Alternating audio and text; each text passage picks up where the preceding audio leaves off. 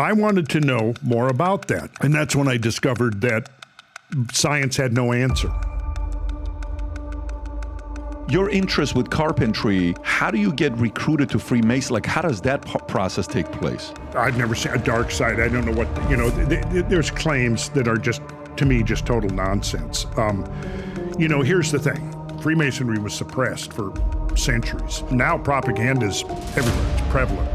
And it's all pretty much leading us to the mindset of accepting this authoritarian hierarchical structure of society. The largest underwater explosion ever recorded by modern instruments. We cover a lot of different issues. Rob, do you remember this at all? I don't. That's a pretty big deal for something like that to Absolutely. take place. And I think it was deliberately downplayed. Once in a while, the sun throws off these gigantic blobs of plasma into space. It does it frequently. It would take down pretty much the electronic grid of the planet. What does the average person not know that's going on? An awful lot. I was going to do a presentation to Space Force talking about planetary defense. How easily could a millennia of human progress get lost in the noise of 200,000 years? You had giant camels, you had ground sloths the size of elephants today, but they all had one thing in common, and that was their belief that there had been this great flood. I came prepared to show you today that the legends of gigantic world-destroying floods are based on real events that we can now prove overwhelmingly, because nobody had the perspective to decipher it until now.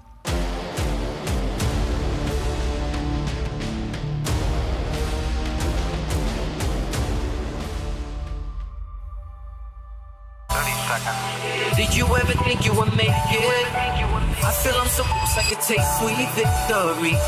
I know this life meant for me.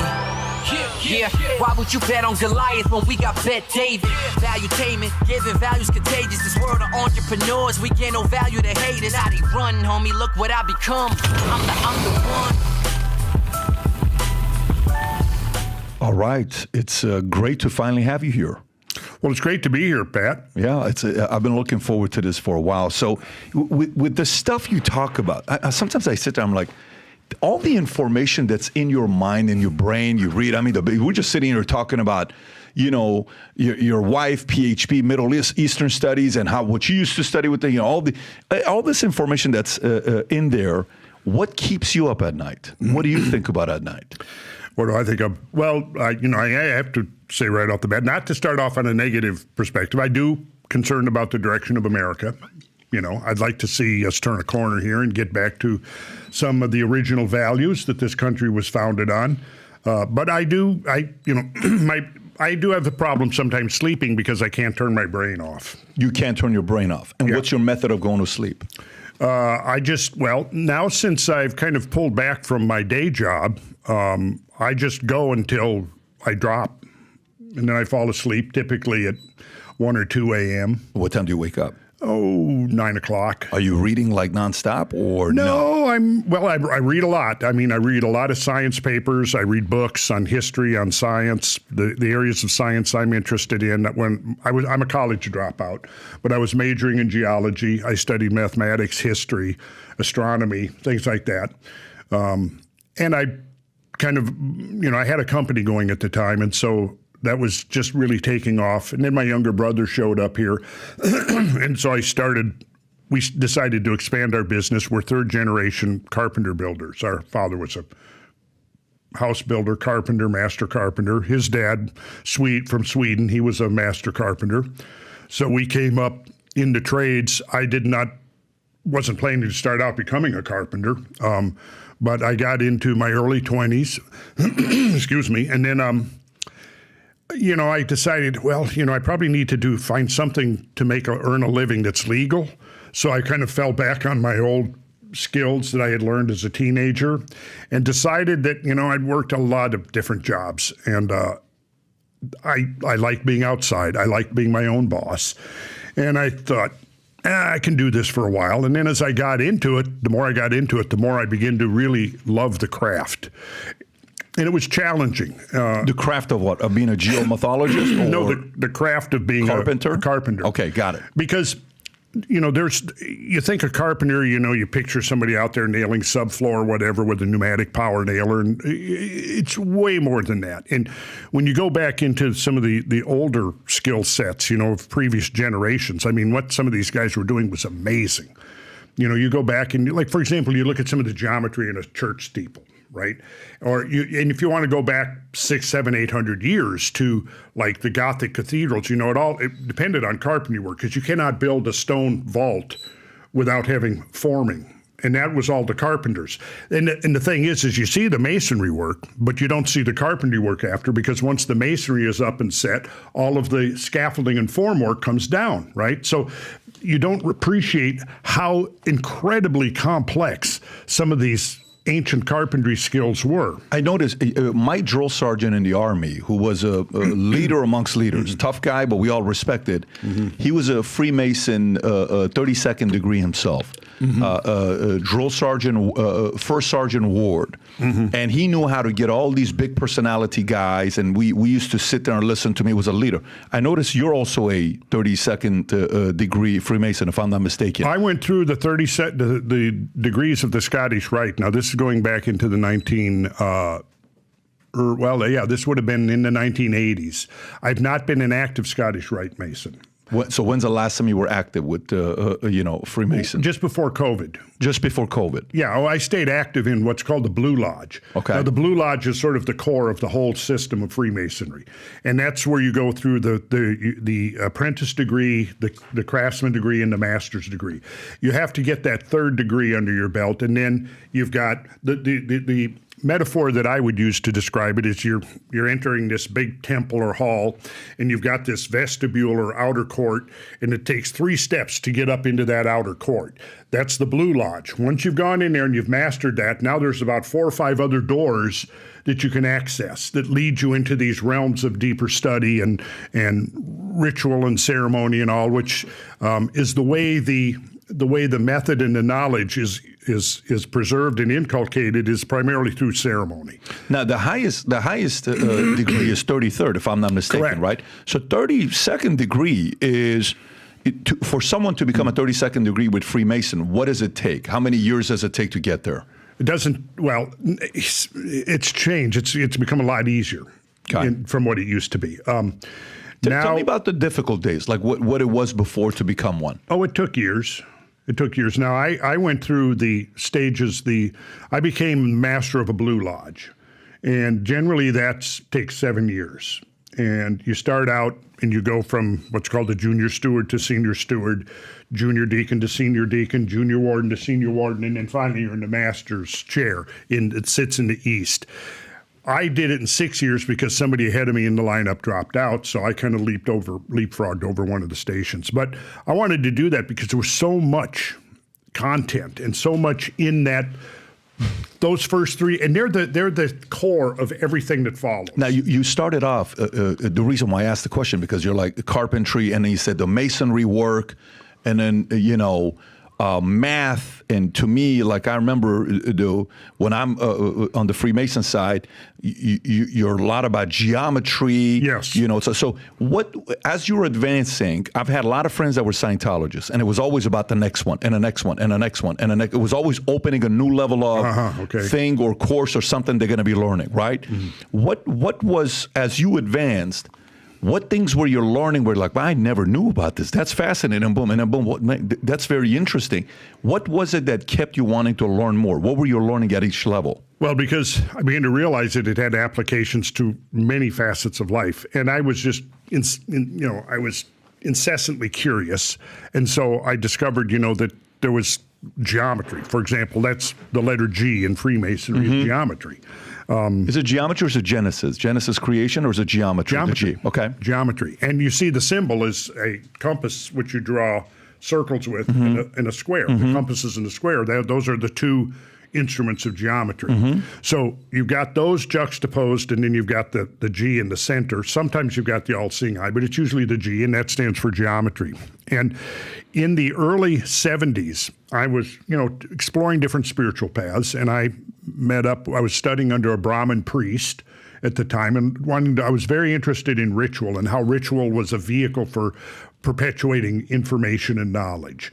Okay, so I was learning Brahmin rituals from this guy, and he had a Swami that he was studying under. So through this doctor of Sanskrit, he was a professor of Sanskrit, but he was also a Brahmin priest, and through him, I was connected with this Himalayan Swami, and we did a retreat in northern Minnesota, the North Woods of Minnesota, back in 1971 and again in 1972. And in 1972, this group had grown around this guy, and we decided to do a retreat, and we needed an assembly building, and we needed a place for the Swami to stay. So there was an architect in the group, and he designed two, you remember the geodesic domes, the Buckminster Fuller domes that were real.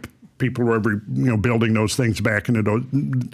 It fell out of popularity because they always leaked. It was hard to keep them from leaking, and they were kind of impractical. Let's see. Somewhere online, there's even pictures of the ones that. So my brothers and I, we got sort of drafted because we had the most carpentry experience in the group, and I remember one of the domes was designed on the geometry of an Islamic mosque, and. I remember figuring that out and, trying to learn some of the geometry. Let's see. Yeah, so one of them actually had a dome on it. It was actually designed like a dome, and then it came to a spire at the top.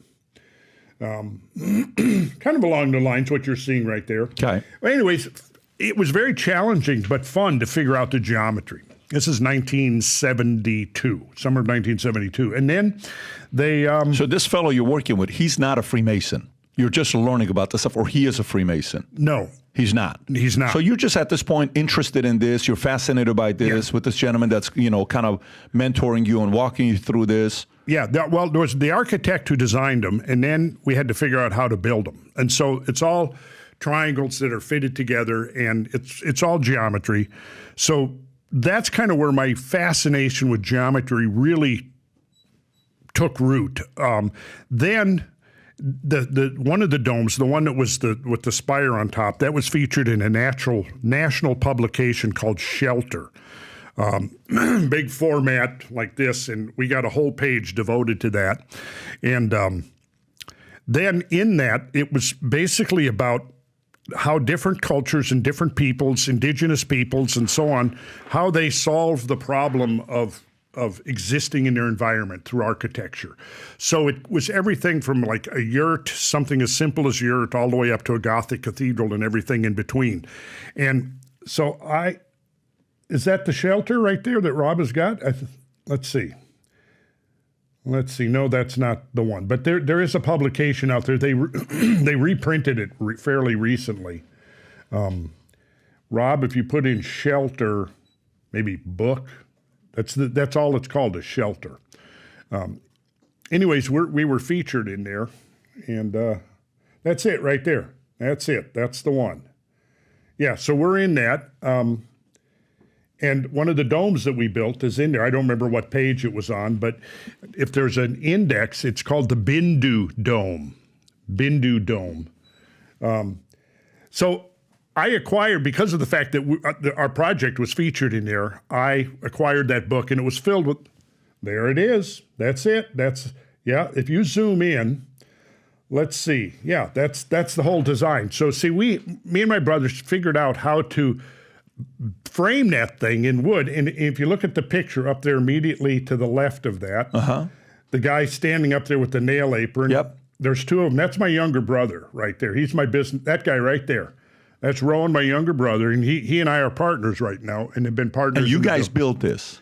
Yeah, well, we were lead carpenters. Okay. And when you first built this, was this like a big deal that nobody could pull off at the time? Pretty much, yeah. Okay. Pretty much, Very interesting. So your interest with carpentry, how do you get recruited to Freemason? Like, how does that process take place? Well, because as I started studying into the history of building and architecture, I kept seeing over and over again Freemasons and their involvement.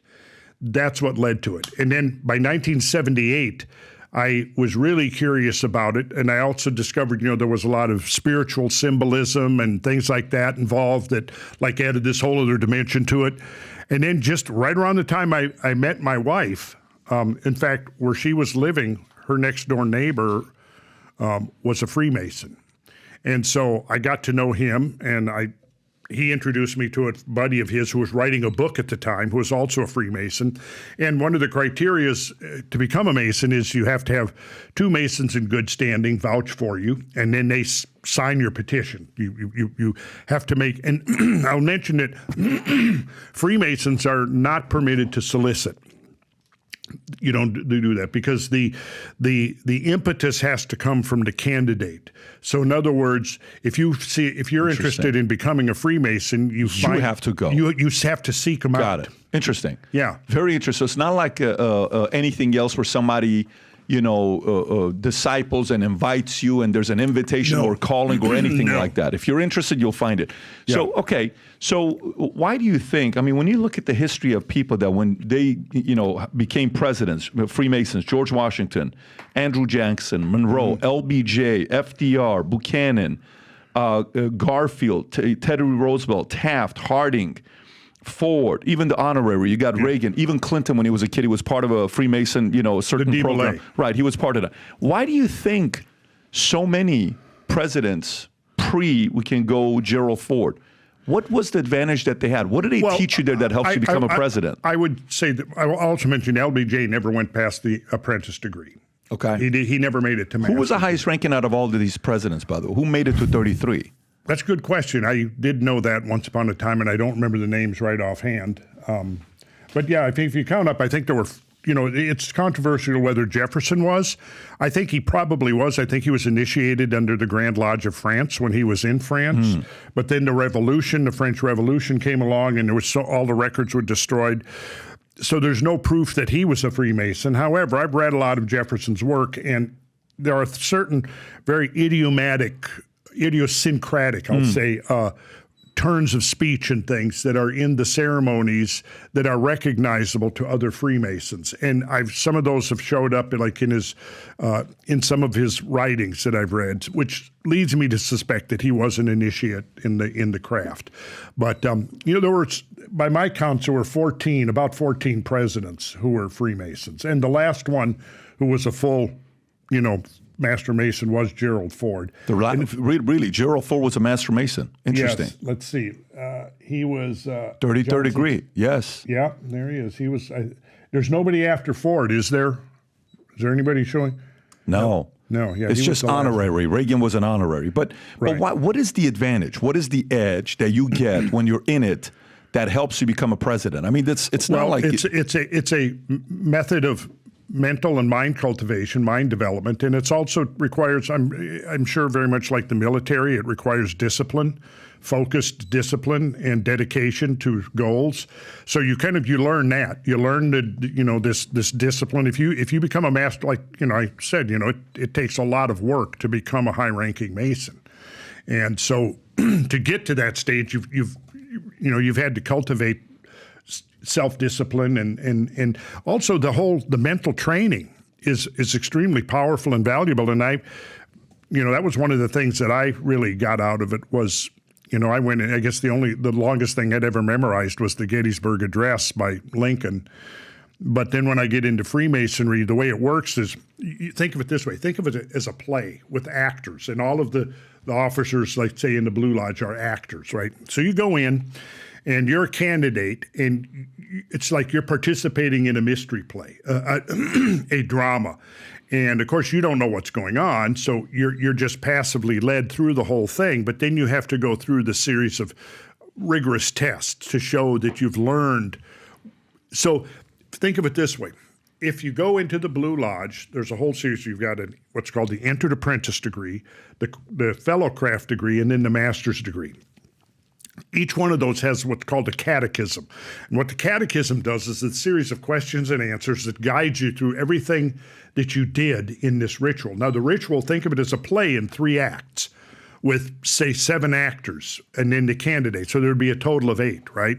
And then what happens is you're led in, you go through Act 1 of the play, and then you have to learn this catechism and master it to a pretty high degree of proficiency.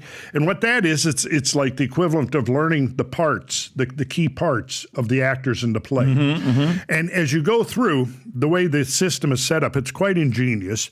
When I became an officer in the lodge, I went into what's called the junior steward, which is the lowest officer.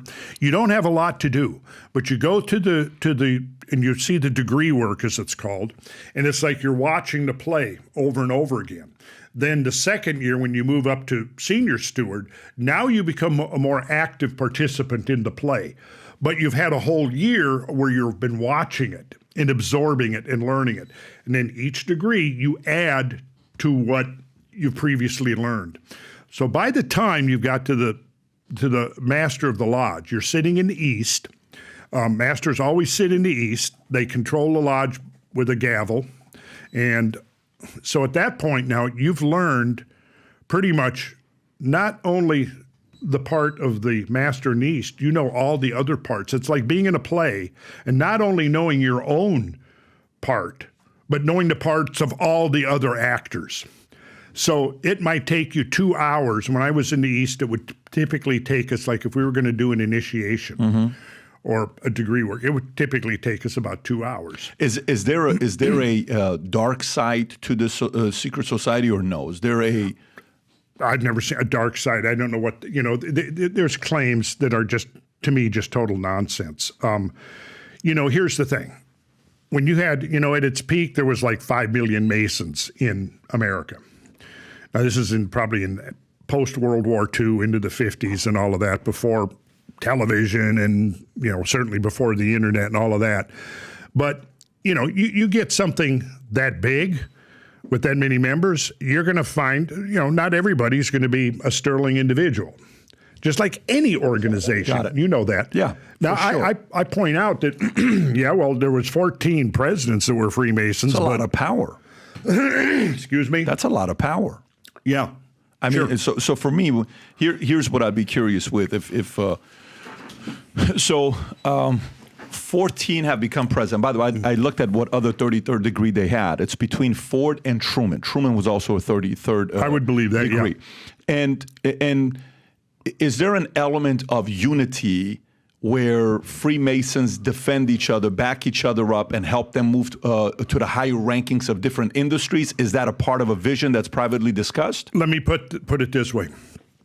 If you've got somebody who's been through the ranks of Freemasons, just like if you were, you had a buddy from the military. Sure. And you knew that they were disciplined, that they could get the job done, sure, that they had proven themselves, you would definitely be inclined to, hire them or to, you partner with them or whatever, right? Because you've already seen that somewhere within the social sphere, they have proven themselves. It's really very much like that. If you had worked in a corporation, if you had started a corporation with somebody and you had built it up and you knew their work ethic and you knew their discipline and you knew that they were, had, let's say, extracurricular activities such as being involved with charitable organizations. Now, Freemasonry, I should mention, I haven't seen the latest statistics before COVID. A lot of the older lodges went under during COVID.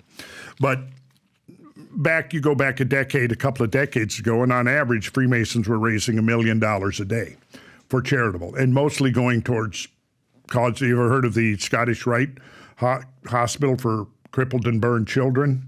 Yeah, I mean, that's totally a Masonic charity. They have eye banks for children. They have children's homes if you've got children that do not have parents or whatever. I mean, our lodge, we would regularly, 3 to 4 times a year, we would have fundraising that all went to charity. There's the Masonic home in Macon, Georgia, and I've met some fine young men and women that were raised in that environment, who are now themselves Freemasons and helping to raise money. But yeah, it's a huge charitable organization, and a lot of people are surprised. You showed us look of surprise on your face because it's not really known. They don't advertise that. No, that's again, for me, the guys I met that were high ranking, when I spoke to them, it was a lot of depth. I'm a math guy. I'm interested in math. I'm interested in strategy, and they were interested in architecture. But for me, it's a community you're in that helps you move up in life. And but by the way, what do you know about the Quator Coronati Lodge number 2076? What do you know about that? Do you know anything about that or no? Not a lot. I mean, I think they were a research lodge, if memory serves me correct. They were a research lodge that did a lot of publication writings and things on some of the deeper mysteries of the craft, because there is a lot of depth to the whole system. It's the symbolism when you start unpacking it pertains to every aspect of life. Do you yourself, like even today, like, you know, for me, one of the things I want to ask you about, you go to Smithsonian, right? Mm-hmm. And you wonder who controls history. Today I'm having lunch with a very respectful Assyrian lady who has done, I'm Assyrian, I'm Armenian, and she came to me because there's a meeting going on they want me to be part of. No problem, I'm honored by it, but I'm talking to her, and she's gone around the country talking to a lot of people that slowly but surely are eliminating all the findings and all the inventions that Assyrians had. So they're losing credit. Other people are taking credit for what's going on, that this is her mission, what she's working on, right? So you wonder, like, some of the people that control history, what did they do with it? So then for me, it goes down to, are there secret societies that have the type of influence and pull that can rewrite history and gaslight us if we want to? And how do you feel about other secret societies? When we hear about Skull and Bones, when we hear about Illuminati, we hear about, what do you think about these guys? Okay, so Skull and Bones, I mean, I know that's I don't know much about that. A lot of people get Skull and Bones. They think if you're Skull and Bones, you're automatically Freemason, which is not the case. They're really completely separate. I think Skull and Bones, wasn't that Yale University graduates pretty much? They may have adopted some quasi-Masonic stuff, because as far as secret societies, you have to bear in mind that during some of the post-Middle Ages, during the time of like various religious suppressions and so on, I mean, to be a known Freemason was essentially a death sentence. You know, Freemasonry was suppressed for centuries. After the decline of the Gothic building period in the late 12 and early 1300s, there was a shift. The lodges back then were called operative because they actually built things. But what happened was you had this major climate shift, late 1200s, early 1300s, what made the Gothic cathedral building era possible. And I don't know if you ever toured some of the big magnificent cathedrals like Chartres or Amiens, Reims, Notre Dame. Put it on your list. It's worth doing. So what happened was you had about 300 years of warm climate, abundant agriculture that came after the Dark Ages. And the Dark Ages were a time of deterioration of society. It was very cold. The Dark Ages were essentially launched around in the 500s. And it was some of the coldest weather of the last 2,000 years was, say, between 536. They say 536, the paleoclimatologists say that might have been like the coldest year of the last 2,000 years. Anyways, you had like 300 years of really, bad climate. And then that ameliorated in the 900s. The planet warmed up. That was when, the Scandinavians were colonizing Greenland and farming where it's now permafrost. And you had this long growing season. You had abundant crops. People were well fed. And you see between 950, say, and 1,050 to 1,100, the population of Europe expanded enormously. People's lifespans expanded. Infant mortality went down. Even the stature of people during that medieval warm period increased by like 4 inches on average. Well, as a result of stature increased 4 inches about that, yeah. Wow. Because it took a few generations, but I mean, look at how much the over the last 2 or 3 generations of Japanese have grown. They used to be considered, I don't want to be racist here, but their stature, they were short. Mm-hmm. But now, I don't know what happened with the Japanese, but their average stature has increased considerably in the last few. Rob could probably find a statistic on that. But my point is this: society got wealthy. And because of that wealth, they were able to undertake this tremendous enterprise of cathedral building. And then in the early 1300s, the climate flipped again and it got cold. And it started the Little Ice Age. And between like 1312, 1314, and 1330, right in there, 1340, you had a whole series of very bad years where you had agricultural failures. This led to people being hungry. It led to famine. Famine caused people to be malnourished. Their immune systems got weakened. And then in the 1340s, you had the bubonic plague. And that was the end for the most part, of the cathedral building era. Rob, can you pull up the link I just sent you? Very interesting what he's saying about the Japanese and the Vietnamese. The Great Famine of... No, Rob, can you pull up the link I just sent you? If you just go on Google and you type in, has height of Japanese increased? Just type that, has height of Japanese increased? And then if you go to the first one right there that comes up, right there, if you can zoom in right there, whatever you have, you just had specifically in the 50s, the average height of Japanese men and women was 1.5 meters and 1.49 meters, respectively 4 centimeters shorter than Vietnamese at the time. However, more than 50 years later, by 2021, height of Japanese men and women is 1.72 and 1.58, respectively, amongst highest in Asia. Interesting. Yeah. So that's what happened in the Middle Ages. And even more back then, probably. I don't remember the exact numbers, but it was part of that. It was symptomatic of just the general, improvement of society that occurred at the time. Is this food, nutrition? Yes. Okay. I think that's the primary factor. Okay. Yeah. So because of this wealth and people having leisure time and this increase, it was a considerable increase in population in Europe. That provided the environmental context that made the great Gothic cathedral building era possible, which lasted from about 1130 to about 1300. That was the peak right in there. And then it declined rapidly after that. And when the bubonic plague swept over Europe, you might look that up, Rob, to give us the exact years. I think it was around 1340, give or take a decade. That pretty much brought the whole enterprise to an end. 1346 to 1353, yeah. So it was the most fatal pandemics in human history. As many as 50 million perished. Perhaps 50% of Europe's 14th century population. Yeah, so there was no more, you didn't have the labor pool. You didn't have people to quarry the stones, to carve the stones, to do the stained glass windows. You didn't have the carpenters to build, because, imagine if, half the population goes down, the other half is struggling to survive. So that was pretty much the end of that, what has been called the operative dimension of Freemasonry. But they had all of this knowledge that was, of geometry, astronomy, engineering, symbology. In order to preserve that knowledge, they became philosophical, or sometimes the term is speculative. And so is this like a rebranding that they were going through? Like a rebranding. Okay. You can look at it that way. It was like a rebranding. Got it. Now you don't have to actually be out there slinging a trowel. You don't have to actually be building formwork or any of that, because we're going to codify all of this information into this system to perpetuate it for whatever point it's going to be valuable in the future. So at this era that you're talking about, the reputation for Freemasons is now better versus what it used to be before.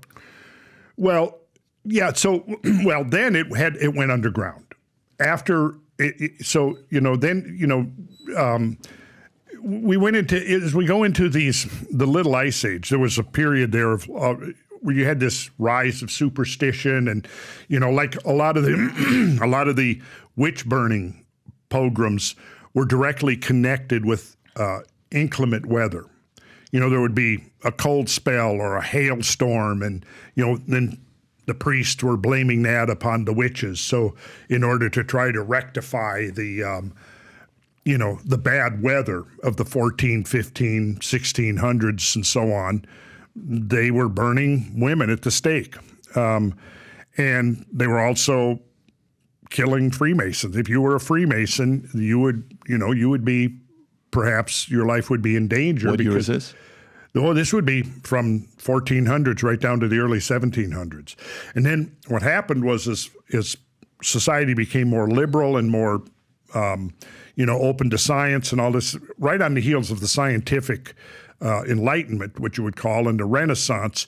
In 1717, you had 3 lodges in the United Kingdom, in the British Isles, that sort of, in a sense, went public. They joined forces. They formed what is now still to this day the Grand Lodge of Britain.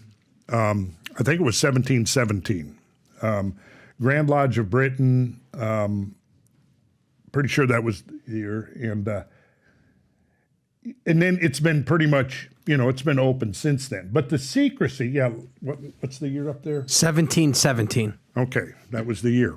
So they consolidated these separate lodges that had existed in secret in order to preserve themselves.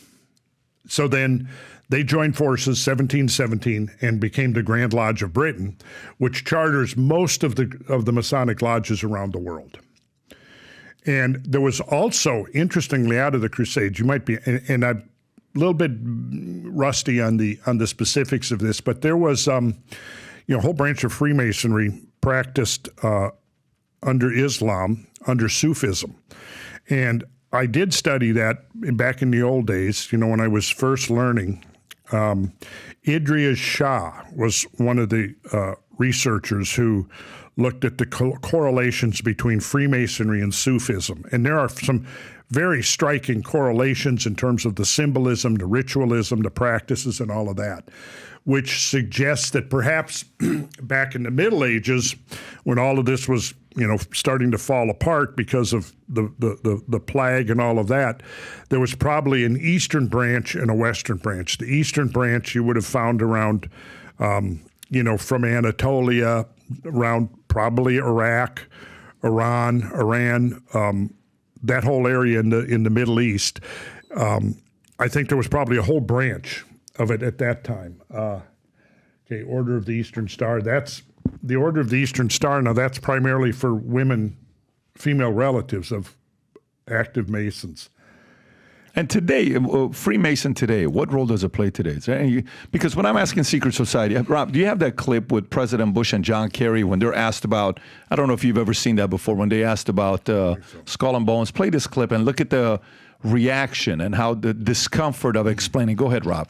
What happened to Skull and Bones, the secret society? It's so secret we can't talk about it. What does that mean for America? The conspiracy theorists are going to go I'm wild. sure they are. I don't know. I haven't seen the web. Number 322? First of all, he's not the nominee. But look, I look forward. Are you prepared to lose? No, I'm not going to lose. You both were members of Skull and Bones, a secret society at Yale. What does that tell us? Not much, because it's a secret.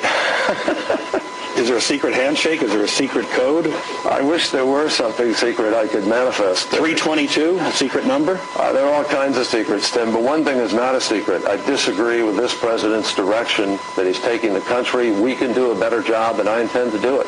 And we'll be watching. Be safe on the campaign trail. John Kerry, thanks for joining us.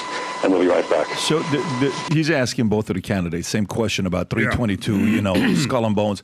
There isn't that vibe today with Freemasonry, right? It's not like people are hiding it today or uncomfortable with it. Well, there are those, who take conspiracy theories, and there are real conspiracy theories in history. But, there are those out there who are, blaming Freemasonry for everything that's going on, and that's complete BS. It's just nonsense. So, and that's my opinion, and I would challenge anybody, okay, name some names. Look at, the World Economic Forum. Look at the, anybody in the Biden administration that's name one. Just name one. The Atlantic Council, the Trilateral Commission. Go through there and just tell me some names and show me what lodges they were raised in. Because that's what's missing from all the conspiracy theories is anything specific. Why do you think Freemasonry stopped after Ford? Why did it stop after Ford? Well, I would just think that there was, a different generation. I mean, after Ford, then Carter became president. He was not a Freemason. He was a member of the he was a Southern Baptist, but he was not a Freemason. And then, like you said, then after Carter, it was Reagan, and he was made an honorary Freemason, but he never actually went through the degrees. And then George H.W. Bush, he was not a Freemason. I think it just, it was because it was a very prominent organization from the founding of this country up until the mid-20th century. And I just think that, you had a generational turnover and, the numbers declined. Like I said, Freemasonry peaked in this country, I think right around World War II. 5 million, you said, right? Right around 5 million. Where's it at now? God, I haven't seen the latest, but it's probably declined maybe half of that, maybe 3 million. So it doesn't have the influence it once had? No. Okay. It does not. So let's talk about history. So for me, okay. So when it comes down to us, and studying history, you go to school, you read a book. You have to trust that's the history they're telling you. You're 13 years old, you're 12 years old. Yeah. You go home, you ask your mom and dad. If your mom and dad are busy trying to make money and they forgot what they read 25 years ago, yep. They're like, babe, honey, I don't know. Yeah. Go Google something, right? And okay, then you go to Google, okay? So you're studying history, then let's go to a museum. Okay, so we go to this museum. All right, who is funding the museum and who has influence over the museum? Is it the people that are giving it the money? So is the donors that have the control? Can archaeologists manipulate and confuse? Who can guess? Who do we trust when it comes? Is it just a writing? So when it comes down to history being told, how does one trust who's telling the real history of the events? For me, it just comes down to looking at all sides of, I try to look at different perspectives. So I might read, Paul Johnson to get more like the conservative interpretive of history. And I might read somebody else to get a more liberal left-wing side. Then, you look at, to me, it's a matter of looking at all sides, applying your reason, your critical thinking abilities, and in knowing, for example, how propaganda works, learning how to recognize it, because now propaganda is everywhere. It's prevalent. And it's all pretty much leading us to the mindset of accepting this authoritarian hierarchical structure of society. And, trust the experts. When it comes to COVID, trust the experts. When it comes to foreign policy, trust the experts. When it comes to climate change, trust the experts. And if you're not, a government-funded scientist, your opinion on climate change doesn't amount to anything. So for me, it's just a matter of critical thinking, using your reason, being skeptical, looking at all sides of an issue, and I think that we can sort it out. I've looked at the climate. I got interested in climate change, literally back in the 70s, and so I started studying it. And when about 1992, when the IPCC published its first report, I was thought good because by that time I had learned enough to realize that in the past there had been extreme climate changes on planet Earth, and we didn't have an explanation for that. Where I grew up in Minnesota was right at the edge of one of the great ice sheets that existed down till about 10,000 years ago. Well, so I got fascinated with that. I mean, we lived a rural life. We had property, we had acreage on a lake that was one of the puddles left over from the great ice sheets. Where we lived was right pretty much at the edge of the ice sheet. So the ice sheets would expand and contract. And without knowing specifically, I always had this sense about the landscape that there was something there. There was some kind of story there, that a hill wasn't just a hill, that a lake wasn't just a lake. And then later I came, about the time I got out of high school, I started, traveling around. I loved the outdoors. I camped and hiked all the time. So I kind of got to the point where I was like, okay, there's a story here, right? There's something that's interesting. Why is this, like, near our property, right on the edge of the lake? I used to play on it when I was a kid. It was a boulder, maybe about double the size of Rob's desk there. Big boulder, just sitting there, completely out of place. As I got older, I like, why is that rock sitting there? Like a lot of people, maybe it's just a rock. It's there. We don't need to know. But I was more like, why is that rock there? And then I've told this story. I'll tell it again very quickly. 1969, there was the Minnesota River flows from, it flows across southern Minnesota. It comes up and joins it's a tributary to the Mississippi River. And yeah, there it is right there. So if you come down, it's right up there where you see Big Stone Lake. Mm-hmm. Okay, that was the outlet. God, there's so much to get into here, man. That was the outlet of Glacial Lake Agassiz, which was this gigantic inland freshwater sea that was left over from the melting of the glaciers. And it burst out catastrophically right there at Big Stone Lake. And it's called Big Stone Lake because if you go there, there's these big old stones sitting out in the field randomly. And you go, okay, how'd these stones get there, right? So it was the summer of 1969. And Randall, can you put the mic in front of you so the audience can, I was summer of 1969. And there was a place called Flying Cloud Airport at Eden Prairie. Yeah, look at that. Okay, so at Eden Prairie, there was bluffs overlooking the Minnesota River Valley. And if Rob, can you pull up Google Maps and go to terrain view? And then once you've got that up, go to terrain view and then put in Eden Prairie, Minnesota. Now go to terrain view, which... There we go. Now let's see. Go to Eden Prairie, Minnesota, and then we're going to zoom out, and I'm going to show an example of what's called an underfit river. Let's see. I think we're a little, go south of there, right there. Now zoom in right there where you're at on the river. Okay, pull it down a little bit to get it centered up. Pull it down. Okay, you see the river? Mm-hmm. Okay, so now go a little north of the river, and you're going to see right there. You see the embankment? Yes. Okay, that's an embankment that's about 200 to 250 feet high. Right where that red dot is, if you go just to about maybe 2 o'clock, it's 1969. I'm standing up on top of the bluff, and I'm looking at the river down below me, right? And I see that river, and then I look beyond the river, and if you go south of the river, you're going to see another set of bluffs. They're not quite as prominent, but okay, you can see them. They're quite prominent. Right? Yeah, there they are. There's the other set of bluffs.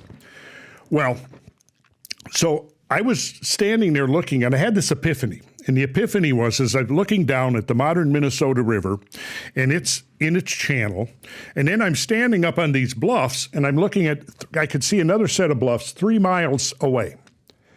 And I had this epiphany, which was that, God, am I looking into a giant river valley here? Now, I didn't know anything about any of this, but it turned out that, yes, that's a gigantic river valley.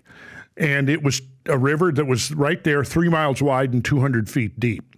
And it was called Glacial River Warren. I learned later in the 80s, I learned that it was Glacial River Warren. And I also learned that the peak discharge of there it is, Glacial River Warren. It was, Lake Agassiz was formed from the meltwaters of the Laurentide ice sheet during the Wisconsin. Yes, there it is. That's the whole thing right there. And so, as it says, there was a prehistoric river that drained Lake Agassiz in central North America between 13,500 and 10,650. BP means before present. So that river at its peak was 4,000 times greater than the modern Minnesota River. 4,000 times greater.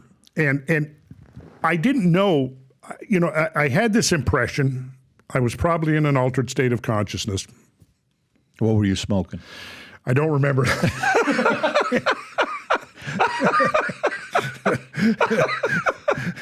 I don't know. Maybe Acapulco Gold. I don't remember that particular day. But knowing me back then, I probably was. Okay, so I confess. But the point was that stuck in my craw for years, and after like a decade, in fact, after I'd become a Freemason, I mentioned that one of the brothers that signed my petition was writing a book. Well, his book was on catastrophism. And I was getting really, really interested in that because, again, I had learned about the ice ages, and God, really? What? There was, the whole of Canada was buried under 1.5 miles of ice. So were New York City, Detroit, Boston, Philadelphia, Chicago, Milwaukee, Madison, Minneapolis, Seattle, Portland, they were all buried under ice? Yes, they were buried under ice. And this, this is not long ago. This is between 10 and 25,000 years ago.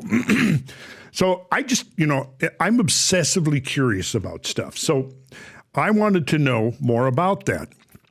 And that's when I discovered that science had no answer.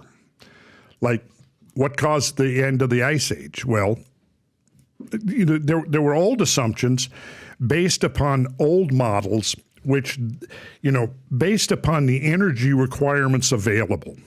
In order to melt the quantity of ice that was covering North America and Northwestern Europe, it was between 6 and 7 million cubic miles of ice. That's as much ice as now in Greenland and the South Pole together. So take the amount of ice that you've got now, South Pole, Antarctica, and Greenland, double that. And now we're back in the Ice Age. And so the old assumption was that took 30, 40, 50,000 years to melt away. Then radiocarbon dating comes along in the 50s and 60s, and by the 70s, enough data had been had come out that it was apparent that the disappearance of the appearance of the ice, the growth of the ice sheet, and the disappearance of the ice were way, way faster than anybody had ever imagined. There we go. So on the right, you see the Laurentide ice sheet. On the left, over Western Canada, you see the Cordilleran ice sheet, and then you've got the ice-free corridor in between them. So this would have been around 13,000 years ago. If you go back to That's not a long time ago. No, it's not a long time ago at all. Not in terms of Earth history. See, now we're getting to the mystery of it. This is not long ago at all. Now, when you had this much ice, now this is not even showing the ice over Northwestern Europe, but when you had this much ice, where did that ice come from? Well, it came out of the oceans, right? So to accumulate that much ice on land, you have to drop ocean levels by 400 feet. Now think about that. You're right here, Fort Lauderdale. If you drop ocean levels by 400 feet, what happens to the coastline? What happens to the beach? It ain't there anymore. In fact, I think from here on the east coast of the Florida Peninsula, I think you probably have to go 30 to 50 miles further east to get to the shoreline. So when that ice melted, then sea level comes up 400 feet. Now that's real sea level rise, 400 feet, compared to what the panic is now. It might raise another 6 inches in the next century, or 8 inches, I think. Of course, the projections are based upon, in my opinion, faulty computer models. Did you listen to the what do you call it? The Twitter Spaces between Trump and Elon Musk? I haven't yet. Did you listen to? Okay, so then you didn't hear the exchange on climate change between Musk and Trump. I did not. Okay, Rob, can you find that? I don't know if you have it or not. Even if it's the clip, I just want to have him hear it and react to it, because this was a position where Musk took the position to say, climate change. He didn't fully discredit it. He came from a place of, let me see, Rob, if you don't have it, I'm trying to get it. If it's on Trump, Musk on Twitter, I don't know where you're trying to find it. If you can see if they have it, but okay, I'll ask you until Rob finds it. What do you think? The debate, because you hear scientists like, no, it's undisputed. This is for sure. This is what's happening, and here's what we need to do. Is this the one, Rob? Is this? No, hold on one second. This is them talking about nuclear energy. Let me see if I can find. Yeah, if you find it. But I guess the question for you would be, what does the average person not know? We're hearing what we hear about climate change. What does the average person not know that's going on? An awful lot. Specific to climate change. Okay, specific to climate change. Well, I would say the biggest thing that they don't know is the degree and extent and frequency with which climate has changed naturally over and over and over again. I mean, I would say this. Okay, so explain to me how we get from half of North America. The climate of half of North America 10 to 12 to 13, 15,000 years ago was a climate like you now find at the South Pole. I mean, that's not an exaggeration. So if you believe that the climate, that there's some steady state that we're supposed to find, that's what we're supposed to, we're supposed to find this, whatever, what are we trying to do here? Get back to the climate of the 1800s or the early 1900s? People don't know the extent to which climate has changed. So I just mentioned the fact that sea levels rose 400 feet. Well, nobody's in the mainstream is really thinking about that. You have to go to marine geologists. They're talking about it and realizing it. Oceanographers, paleoclimatologists who study ancient climate will tell you, it's overwhelming that evidence that the climate has changed over and over again, orders of magnitude beyond anything we've seen in the last century or two. That's what most people don't know. They don't know the degree and extent to which the climate has changed naturally without anthropogenic influences, and long before we were driving SUVs and putting carbon dioxide in the atmosphere. The other thing they don't know is that the thermal capture ability, the long wave radiation coming off of the Earth, that the carbon dioxide in the atmosphere can capture is limited. It's, in fact, most of the thermal capture is within the first 100 parts per million. And beyond that, it tapers off logarithmically. So that by the time you get to 420 parts per million, what it is right now, it's like a leaky sponge. A lot of the heat that's being, you understand how carbon dioxide works. It creates an envelope around the Earth in the upper atmosphere. It allows the shortwave radiation to come through that's coming from the sun, which is absorbed into the Earth, and then that is re-emitted as long-wave radiation, roughly in the about 14 to 17 micron wavelength. Okay, so it comes back from the Earth. That's what's being captured by carbon dioxide. But most of that within that window is being captured by water vapor. And there is only a limited ability of carbon dioxide to capture heat in that window, right? And imagine, Pat, that you've got a sponge sitting on the table and I take this water and I start pouring into a dry sponge. Well, you're not going to see anything leaking out until the sponge gets saturated. Once it's saturated, I keep pouring, and then what happens? It just keeps leaking out.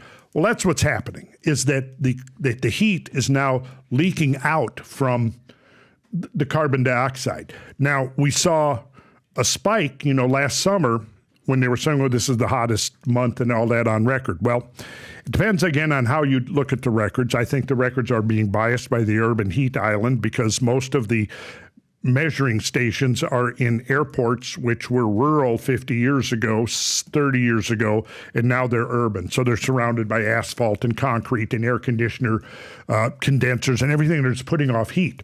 So that's a whole nother discussion we could have about the bias that I think has found its way into the data about climate change, about warming. But the other thing that happened was this big underwater volcano that went off that disgorged enormous volumes of water vapor. What's it called?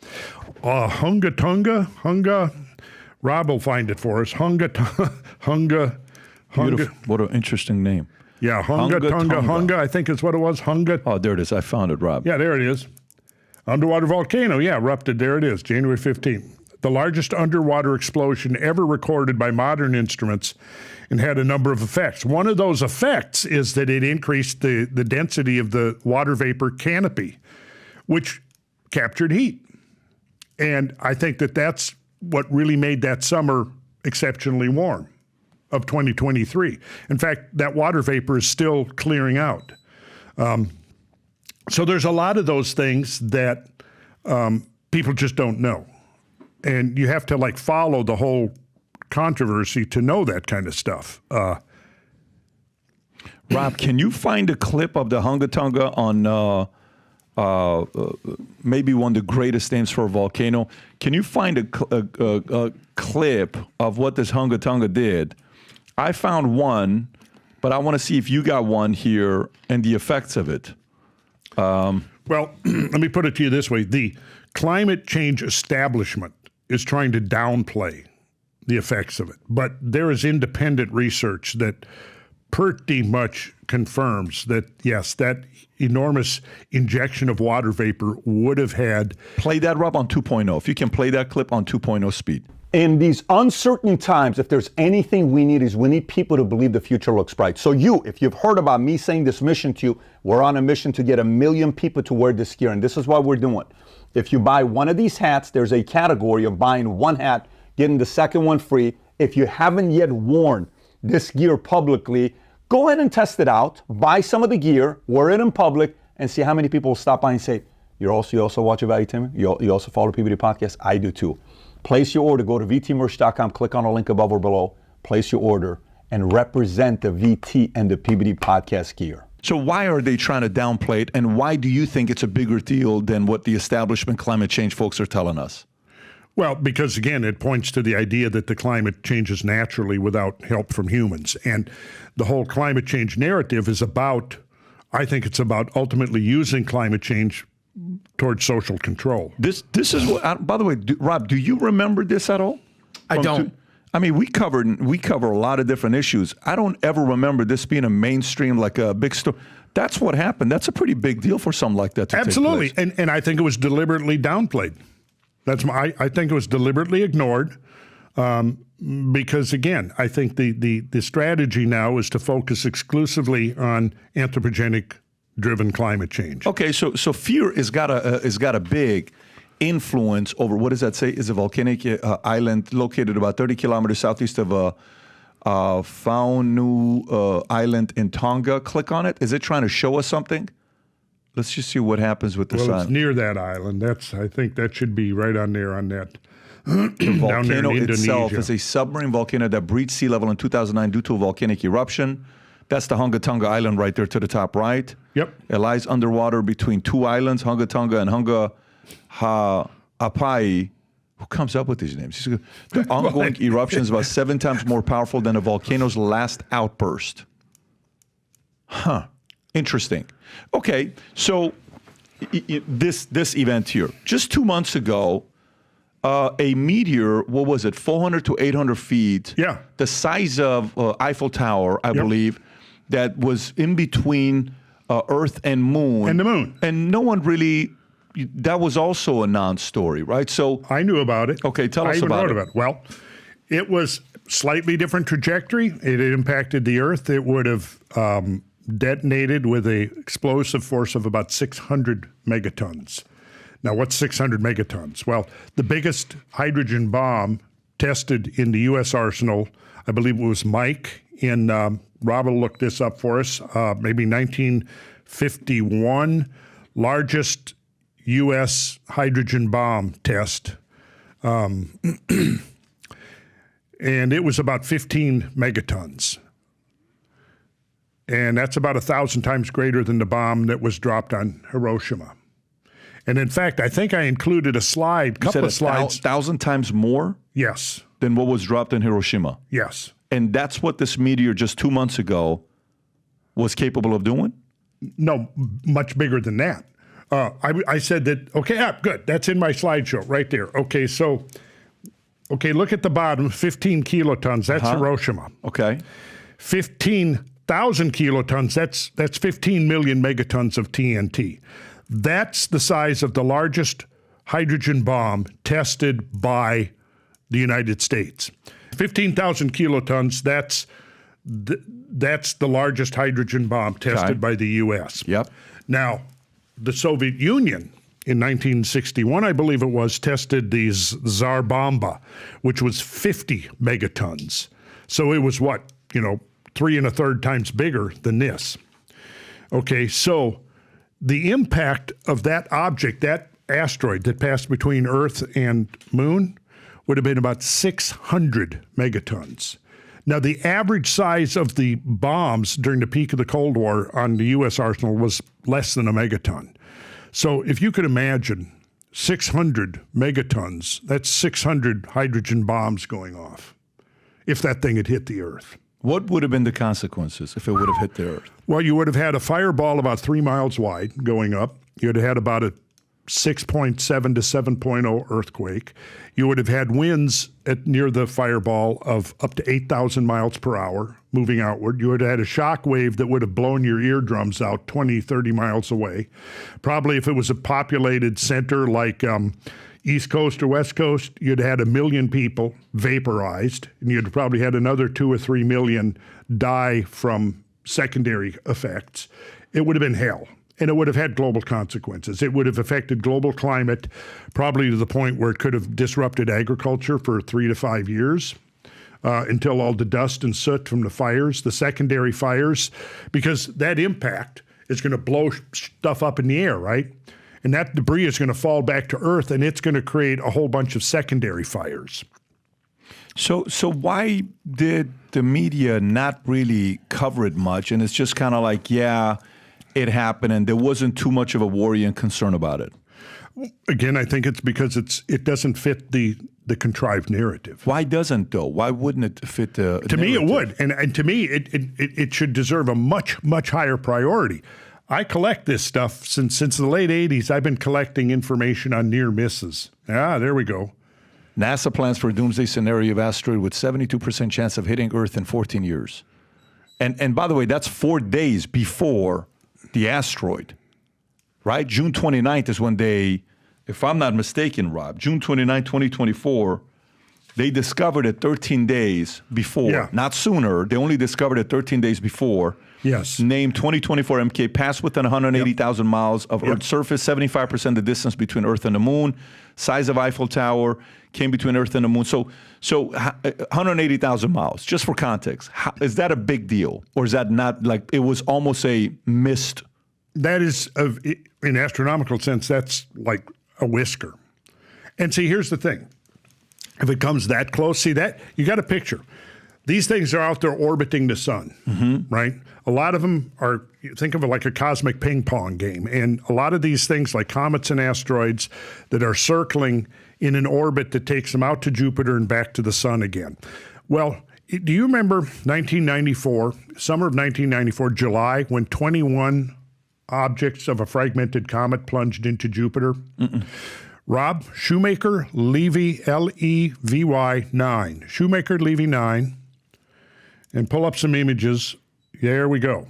Okay, so this happened, yes. This was an incredible, this was at the time the most watched astronomical event in history. If you go down there to the lower right, you're going to see, okay, click on that, open it, and you'll see that is what is called the chain of pearls. Now, here's what happened. This thing is out there, picture. It's circling, going into the sun, going back out, going behind Jupiter and coming back in. It's a big elliptical orbit. Each time it's going out there to Jupiter, Jupiter's gravity is pulling it in closer and closer. Okay, the last time before it was discovered, it has just passed within Jupiter's gravity field. Jupiter's gravity field is so powerful that it literally ripped a single comet nucleus into 21 pieces. And that's what you're seeing here, the so-called string of pearls. Now, astronomers can predict orbits if they know what are called the orbital elements. And so it took 3 months of observations, and you've got enough of the ellipse, the orbital ellipse, to reconstruct the whole ellipse. You've also got data on the velocity. So when you put that together into your models with the other orbital elements, you can now make predictions. And so after they discovered this thing just after it's coming around behind Jupiter and in the early stages of breaking apart.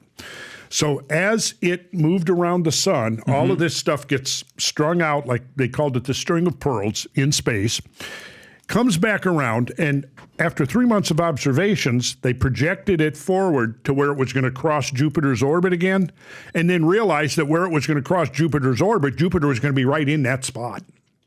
And so they were able to predict that in the second week of July, 1994, these 21 pieces were going to fall into Jupiter.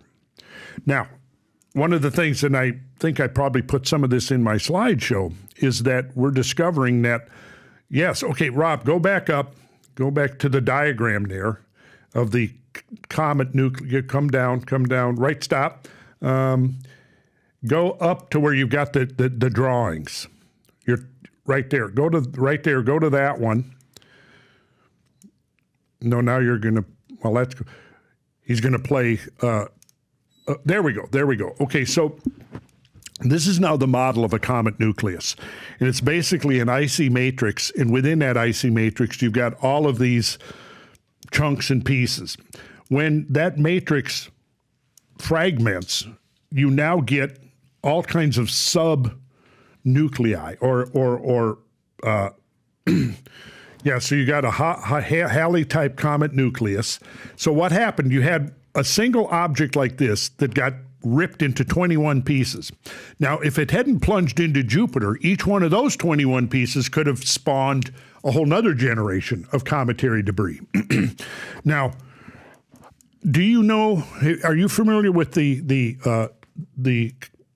explosion in Siberia of 1908? Yes. Okay.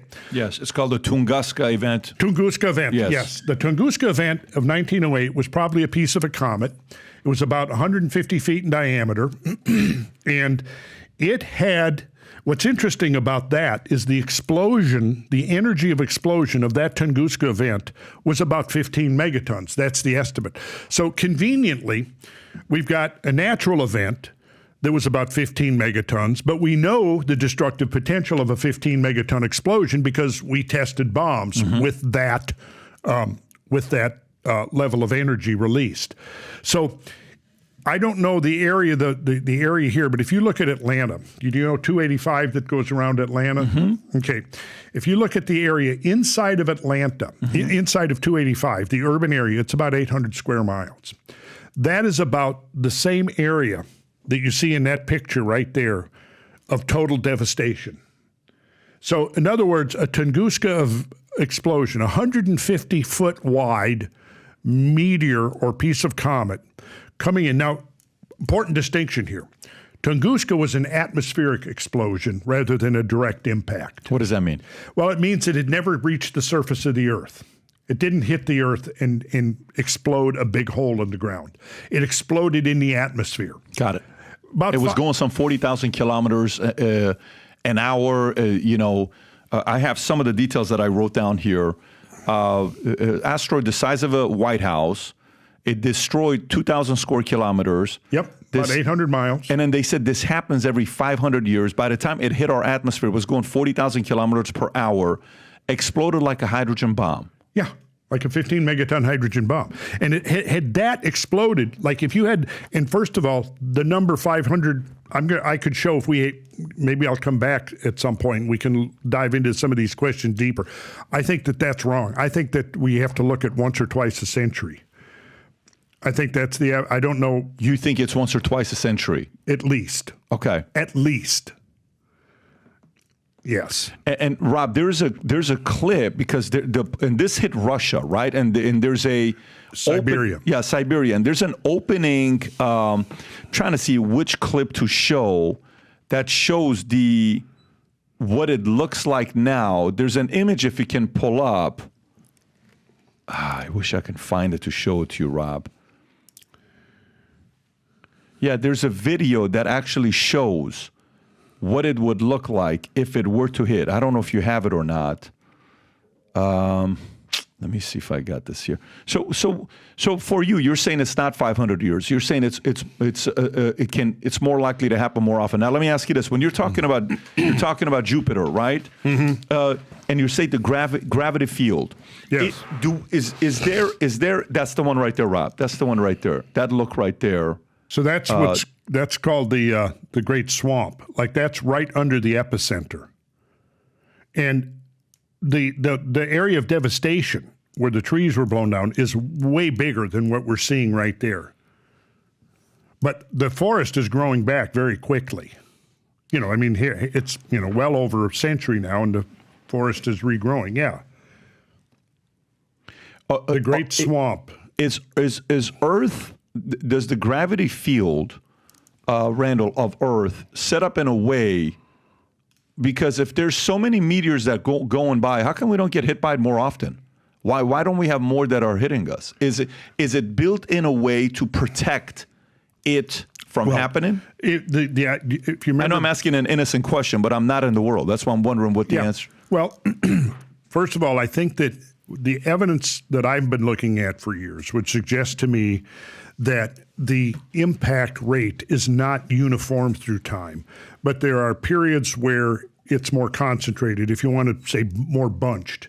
And then you'll have a period where it's relatively calm, and then you'll have another period where there'll be an influx, an increase in meteorite or cometary impacts. Now, there's so much, I mean, we're kind of like in this, like in a new frontier here of understanding the cosmos of which we're a part. You know, the first asteroid wasn't even discovered till January 1st, 1801. That was Ceres. And then it was a very slow discovery. And then in the last 20 or 30 years, it has really accelerated. I believe at the end of my slideshow, Rob, I think I have a video that was put out by NASA. Let's see here. If you can pull over and you can enlarge the thumbnails over, there we go. This is a video released by Russia, declassified. Go down, we're not going to get any volume. Go down and hit play, back out of there, unselect, and go back to the same slide. We'll get Rob here trained well for the next. Okay, so now go down to the lower right toolbar. Same one you press, Rob, all the way at the bottom. All the way at the bottom. All the way at the bottom, Rob, right there. Right there. There. And turn the volume up. And now, yeah, there we go. Now, there we go. This is 50 megaton explosion.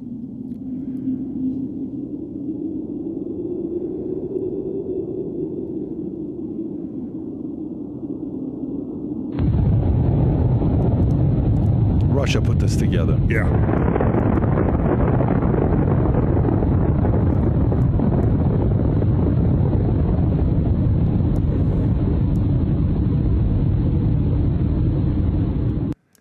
So the impact of the object we were just talking about that passed the Earth on June 29th, that would have been 12 times more powerful than what we just saw.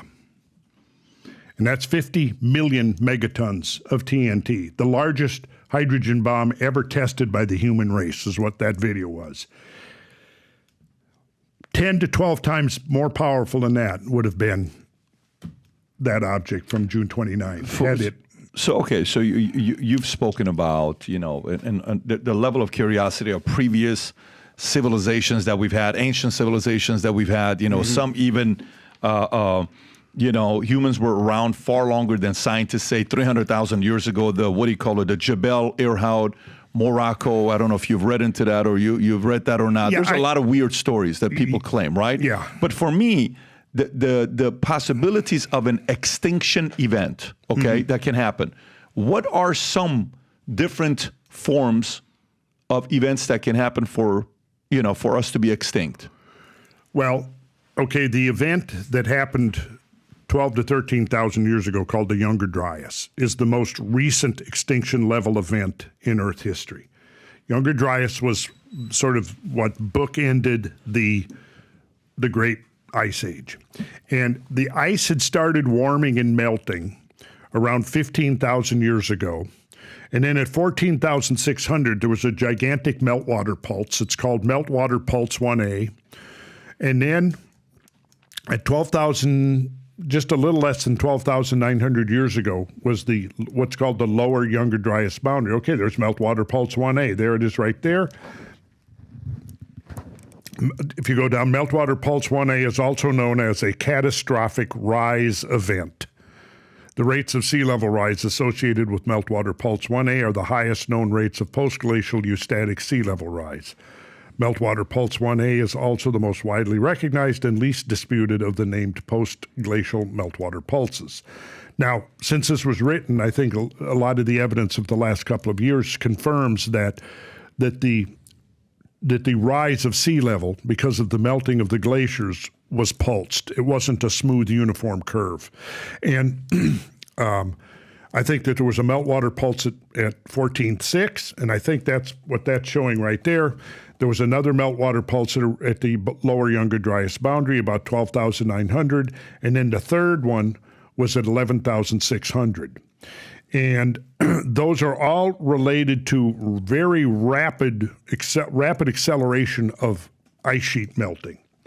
Because when the term eustatic that you just saw there is a type of sea level rise or fall, a change in the vertical elevation of sea level correlated or corresponding directly to the amount of ice on the land surface. So the greater the amount of ice, the lower the sea level. And as the ice melts, then sea level rises. If we were to go into another ice age, then sea level would fall again until the planet, there we go, yeah, when the amount of water stored in ice caps changes, it can cause sea levels to change. This is called glacial eustasy. For example, after the last ice age, global sea levels were about 130 meters lower, which is actually more than 400 feet. But the glaciated regions were depressed by at least that much. Yeah. And it gets into some complicated stuff. Isostasy is the vertical movement of the Earth's crust. They don't use that term there, but there was a very, very significant change in the vertical elevation of the Earth's crust because of the deglaciation that occurred. If Rob, look up this term, isostasy, ISOSTACY. There we go, or STSY. The equilibrium that exists between parts of the Earth's crust, which behaves as if it consists of blocks floating on the underlying mantle. Rising of material, such as an ice cap, is removed, and sinking if material is deposited. So you've got these two connected processes, isostasy and eustasy. Isostasy is the vertical movement of the Earth's crust. Eustasy is the vertical movement of the ocean levels. And they're correlated because when you're building one goes down, one goes up. Yeah, when glaciers grow, sea level drops. When glaciers shrink, sea level rises. That's it. And when that huge mass, you got to figure now, a lot of Canada was buried under 1.5 miles of ice. So what that does is it depresses the crust. Just like the analogy I use, if you're like when I was on Rogan explaining this to Rogan, I said, right now you're sitting on a comfortable chair with a cushion, aren't you? And he said, yeah. I said, okay, well, right now the cushion you're sitting on is isostatically depressed. And if you were to get up, then the cushion comes back. So I said, Joe, right now you didn't realize this, but your ass is isostatically depressing. And I think he got it. Makes sense. Yeah. So it makes sense on, I totally get that part. But going back to this, so, okay, extinction event. Good, yeah. Okay, so we had an extinct, now it's not considered one of the Great Five in Earth history. Now the Great Five, you're talking about 3/4 to 95% of all species, marine and terrestrial, being annihilated. Now, the two primary candidates, I think, are one would be impacts, two would be gigantic volcanic eruptions, and three that now needs to be considered, I think, is solar outburst activity. I don't want to talk too much about that because I'm in the early stages of really kind of trying to understand the physics of the variable sun. But there does certainly appear to be times when solar outbursts have been, yeah, there they are. Ordovician, late Devonian, and Permian was the biggest one at 250. Now, MYA is million years. Think of it million years ago, but the A actually means annum, Latin for year, right? So 250 million years annum means 250 million years ago. So you've got, those are the big five: Ordovician, late Devonian, Permian, Triassic, and Cretaceous. And Cretaceous is the most famous one because that's it says, the event that killed off the dinosaurs. Now, that Cretaceous, I think was about, the estimates are 75% of all species on Earth went extinct. Now, the terminal Pleistocene extinction primarily focused on the top of the food chain, the large mammals. And I think I talked some with Tony about this. When I met with Tony and Rob the other day, I think we got into that a little bit.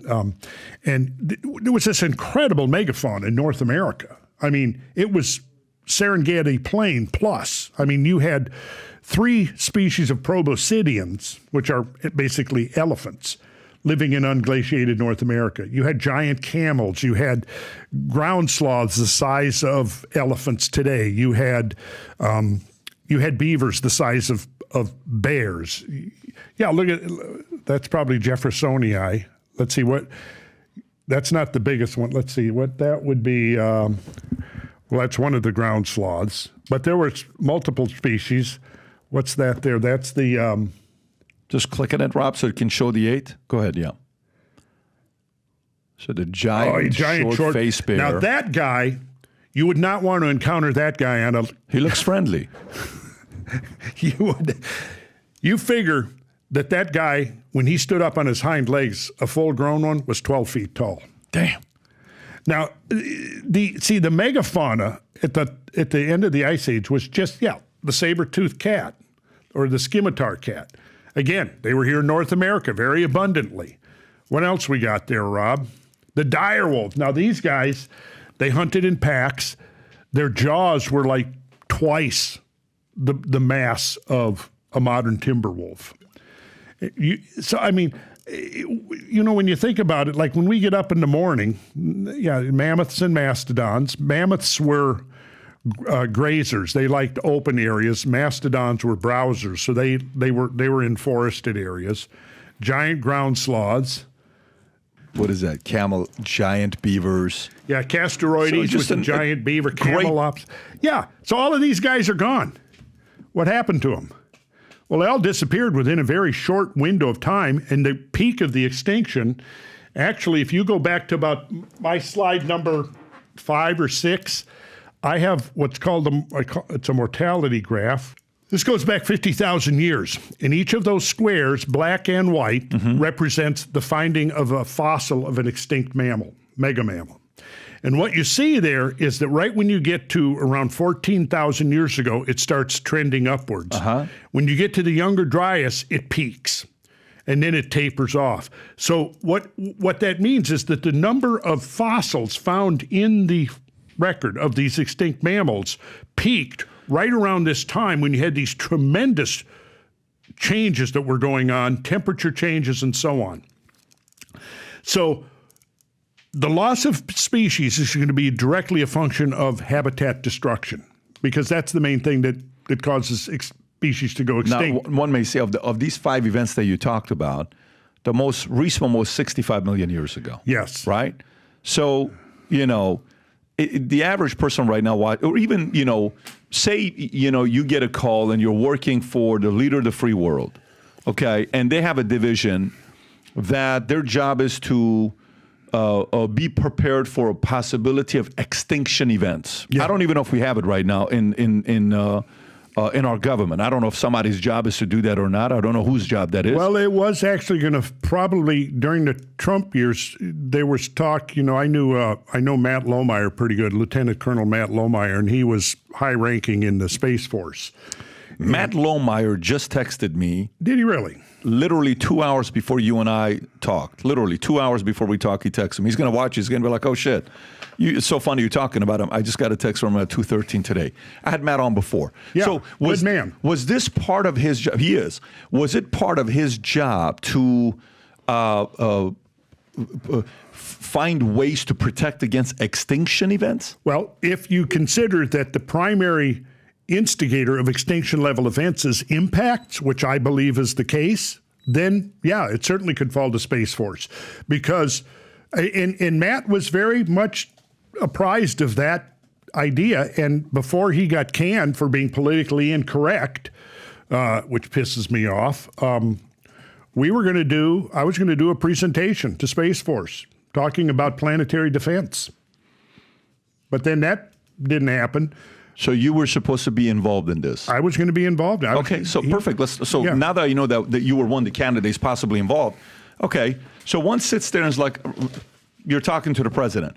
All right, Randall, so let me ask you this. Well, one of my guys, research guy, tells me the asteroid that came in June 29, 2024, just a couple months ago, if it would have hit us, it would have been a pretty bad situation. Then you got the Tunguska event, 1908, Russia, when that hit, and then you have the volcanic explosion, April 5th of 1815, which is the largest volcano explosion in human history. We're talking about Mount Tambora, right, located in Indonesia. Explosion was felt thousands of miles away. Volcanic winter, sunlight was blocked, causing temperatures to drop globally. Ash reaches as far as Europe. A year without summer, 1816. You've seen that before. You know about that. Or, so we have the Yellowstone volcano caldera. Okay. All of these things, we put it on the wall in a, let's just say, decision-making room, whatever you want to call that room.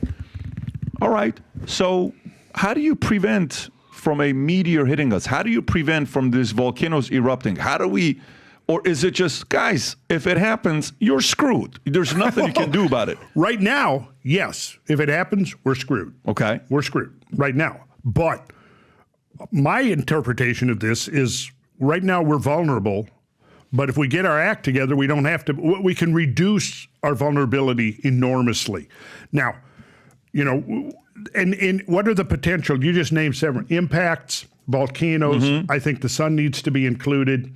The Carrington event of 1857, Rob's going to look that up for us. But we now know that there have been events ordered. Carrington event, you said? Starting with a K, there it is right there, was the most intense geomagnetic storm in recorded history, peaking on the 1st and 2nd of September 1859 during solar cycle 10. It created strong auroral displays. Now, if that would happen now, I mean, it could really put down the electric grid. That would take a year, a couple of years, perhaps even to restore. Again, what was this? This was a solar flare. Geomagnetic storm. Yep. Recorded in history, peaking on 1st under 1859 solar cycle 10. It created an auroral display that were reported globally and caused sparking and even fires in telegraph stations. The geomagnetic storm was most likely the result of a coronal mass ejection, a CME, from the sun colliding with Earth's magnetosphere. Magnetosphere. Okay, yes. To the average person, what the hell does that mean?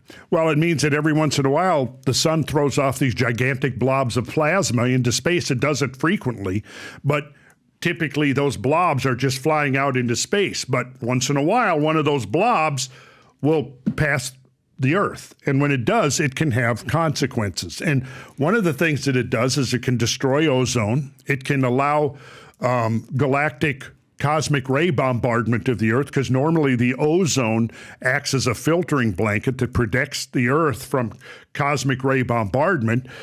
If the solar storm is intense enough, its own self can cause spallation of neutrons, and that creates beryllium-10 and carbon-14.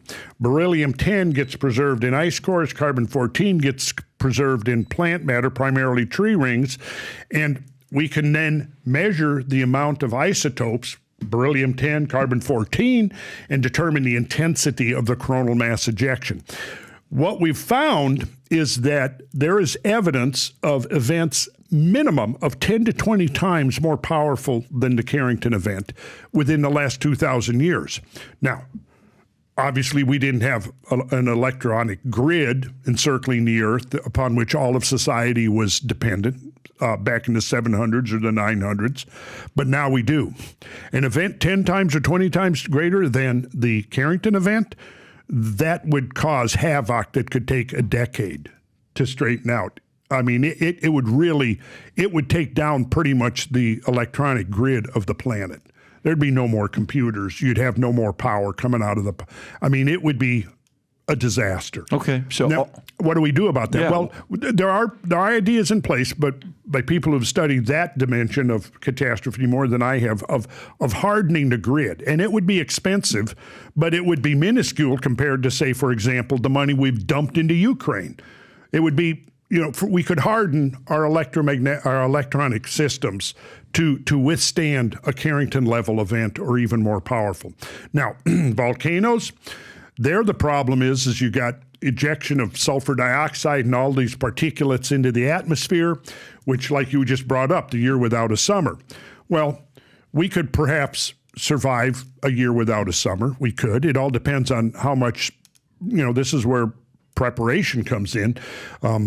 But something, say, even bigger than Tambora, which we know from Earth history has happened repeatedly, that's just in recent Earth history, since we've been keeping records. If we look at Toba, for example, it was many times larger than Tambora.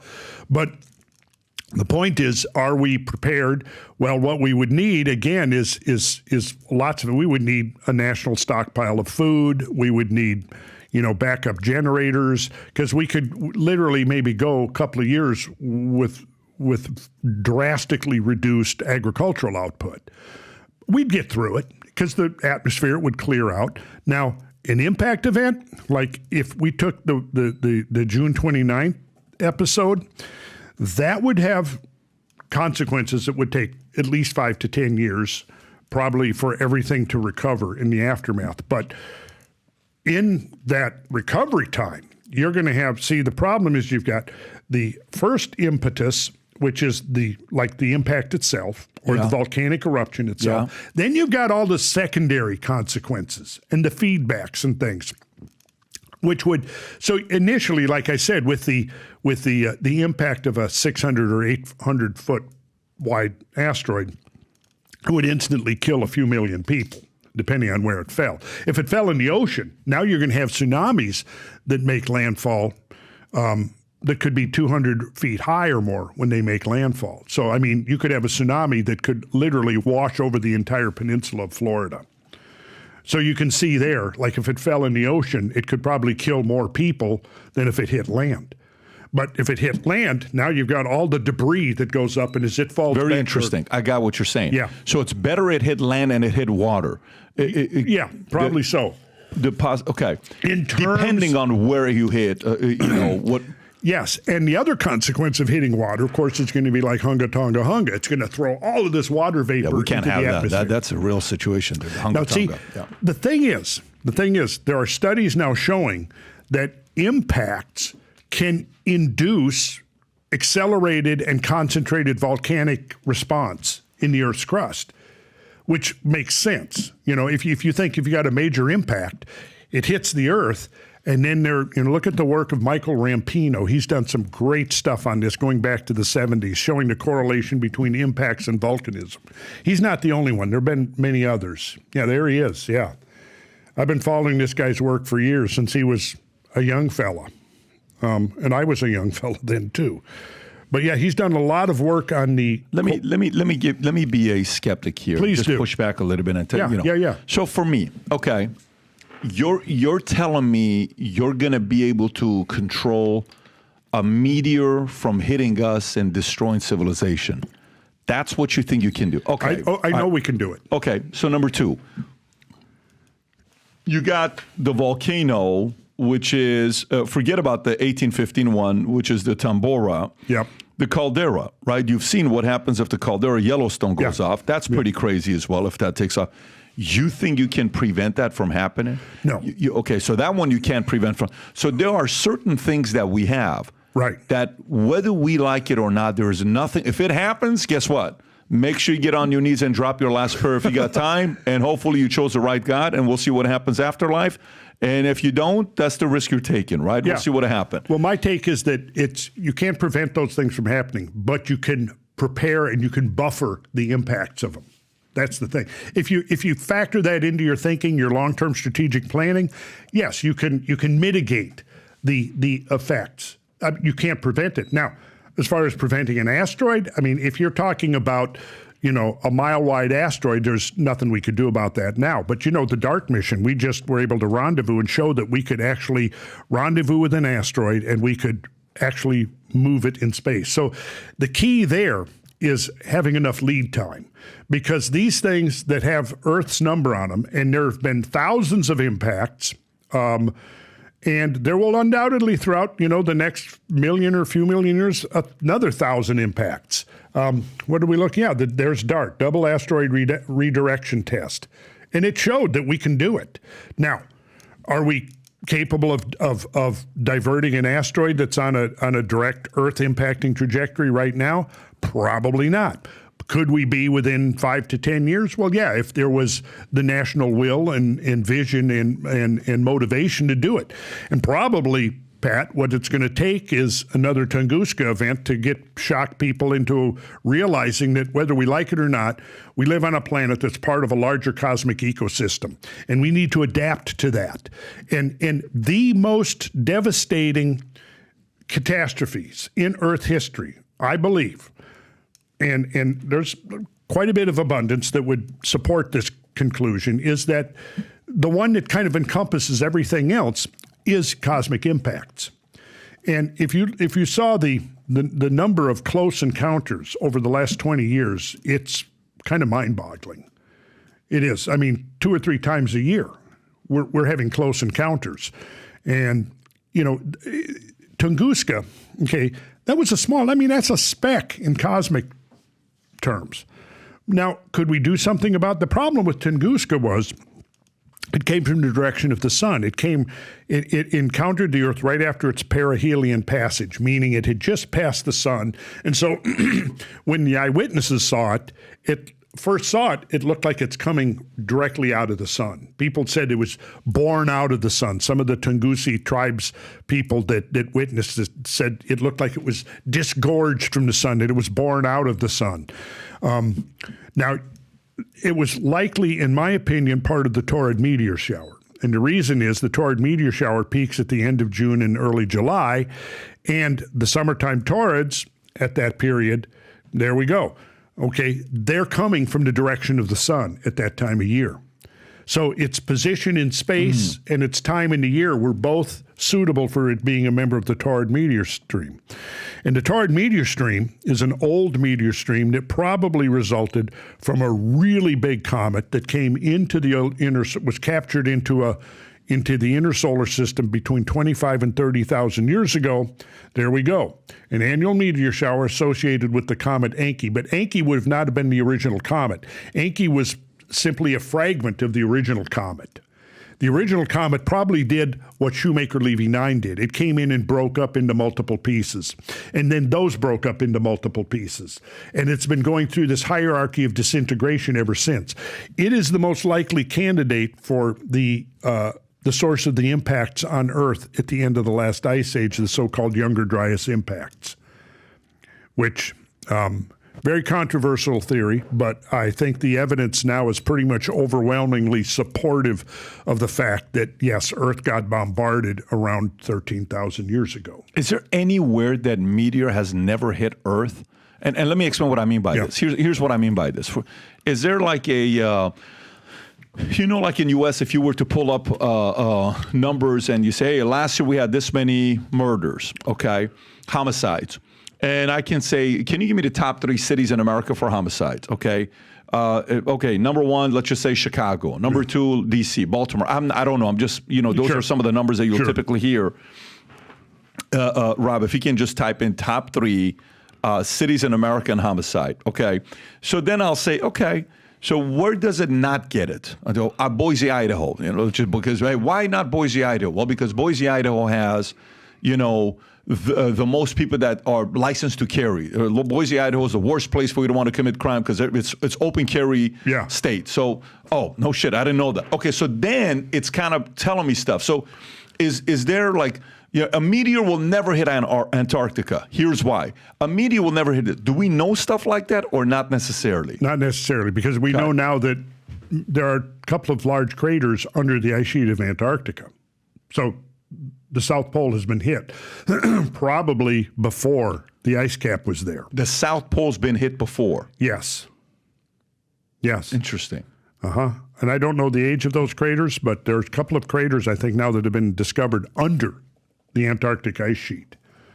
I think Rob, 2.5 million years ago, may have exploded over Antarctica. Okay. The evidence comes from a chemical analysis. By the way, at this point, Randall, very serious request to you. If you have what you were smoking 50 years ago, Rob may want some of it, if you do have any of it. The evidence comes from a chemical analysis of more than 100 tiny pieces of rock entertained within the white continent's ice. Researchers report in the February 1st Earth and Planetary Science letters. Yeah, I actually have read that paper that was published in the Earth and Planet. And this is not what I was talking about. Another one says 250 million years ago. That's the bottom one that says 250 million. Yeah, that's probably the one I was referring to. Why are so many people? Why was Hitler fascinated with Antarctica? Why were so many people? He moved 4,000 people to work over there, and the U.S. started panicking, saying, wait a minute, we got to go there. And then we all negotiated together to make sure everybody had some kind of influence. Did they learn something that they didn't want to tell the rest of us? Do you know anything about that? I don't know anything about that. Okay. I'm going to have to confess. Send a secret expedition to Antarctica and hunt. Okay, so... larger and fat. Yeah, there was a big fascination with what was there. So let's talk about another thing. So... Atlantis, when you say Atlantis to the average person, they'll say, beautiful resort, Bahamas or Dubai. But when you say Atlantis to someone like you, you think a complete different thing, right? Here's a couple images that you'll see, and videos we'll see, and what existed. So civilization with all these times, how many, based on what you know, what you've read, are you in the school of thought that we existed and a lot of the current technologies, maybe even more advanced we had before, and then we either destroyed ourselves or we had something that hit us and we have to restart again? Where are you at with that? Well, I'm of the mind that we need to consider that as a realistic possibility, because think about it. We come from basically feudalism, subsistence farming, hunting-gathering, all within the last 300 years to a millennium. Look how fast we've progressed since the scientific enlightenment. I make the point sometimes that when my grandparents were born in the 1890s, the primary mode of transportation around the planet was horseback, horse-covered wagons, mule, foot. Now, we had trains. Yeah, we've had trains since actually around the time of the Civil War. But, Civil War, what are we looking at? We're looking at less than 2 centuries ago. Now, if you look at how far we've progressed in the last 300 years, since the time of Newton and Galileo and Kepler and all of those guys, and the founding of modern science. Now we consider, I use the more conservative based on hard skeletal evidence of how long have modern humans been on the planet. And basically, I think what I'm seeing now is evidence, skeletal remains, hard evidence, 175 to 200,000 years old, that appears to belong to, for all intents and purposes, modern humans, which would imply similar levels of intelligence. Now, I think if you work it out, the numbers on it, and I should have brought my calculator in, but if you work out 200,000 years, there we go. Suggests modern humans were in Europe more than 200,000. Now, this is recent research, right? So 200,000 years, that works out to be about 7,000 generations, I think. Now, how easily could a millennia of human progress get lost in the noise of 200,000 years? Now, one of the things that I came prepared to show you today, that the legends of gigantic world-destroying floods are based on real events that we can now prove overwhelmingly, right? I'm about to lead an expedition, a tour in September, to show people some of the landscapes that are created by what I would call biblical scale floods up in the Pacific Northwest. You might want to think about coming on one of the future tours, because it'll blow your mind when you spend a week out looking at these landscapes. And you'll come away just like that epiphany I had looking over the Minnesota River Valley. Except this now is like that times 1,000, because I concentrate. We go to specific places within where these gigantic floods have sculpted the landscape, and I teach people how to decipher the landscape, showing how these catastrophic, cataclysmos, Greek term for world-destroying floods, from which we get the world. Yeah, there we go. So if you look down there, the brown that forms the border between Oregon and Washington, we're going to be exploring in that area in there through the Cascade Mountain Range, because that brown that you see is the pathway of the melting floodwaters from the ice sheets out to the Pacific Ocean. And those flood discharges, peak discharges, you're looking at somewhere between peak discharges 700 million to a billion cubic feet per second. Now, how do you even picture something like that? Well, it's on such a grand scale, that you can't really until you've spent a week. Now, what I do is I put together a program, and in my slides, I've got samples of what I show people prior to going out in the field. And I teach them about, I call it the hidden cipher of the landscape, because it's on such a huge scale that most people don't even know it's there. And then what I do is I say, it's like learning a new language. And what I'm going to do is, we're going to a foreign country where everything is in this language you don't understand. So I'm going to teach you the rudiments of that language, and then we're going to go to that foreign country, and you're going to be able to read, only in this case, decipher the alphabet The story is engraved into the planetary surface, and it's been laying there for 10, 12, 14,000 years because nobody had the perspective to decipher it until now, basically. And then I say, that's a pretty grandiose statement to make, but give me a week, 2 weeks, and I will instruct you in that language, and we will go into the field, and I will show you the after effects of biblical scale floods that have swept over the earth. Now, how do you explain that? Well, I believe that the evidence shows that the great ice sheets, that there was a multi-impact event at the end of the last ice age. That's what destroyed the ice sheet. It also probably plunged into the ocean. Plunging into the ocean is going to inject, just like Hunga Tunga Hunga, it's going to inject gigantic amounts, except way beyond Hunga Tunga Hunga, is going to inject that water vapor into the atmosphere, upper stratosphere. It's going to encircle the planet, and it's going to rain out with these hellacious rainfalls that could take weeks to rain out. And I can show you, if we want to go to the slides while we got some time left, go right up to the beginning. Go to the top there, Rob. And, okay, there's one of my favorite quotes. Go to the title slide. Okay, go to play. Okay, I call this the big picture, understanding the true measure of global change. So we'll scan through a few things.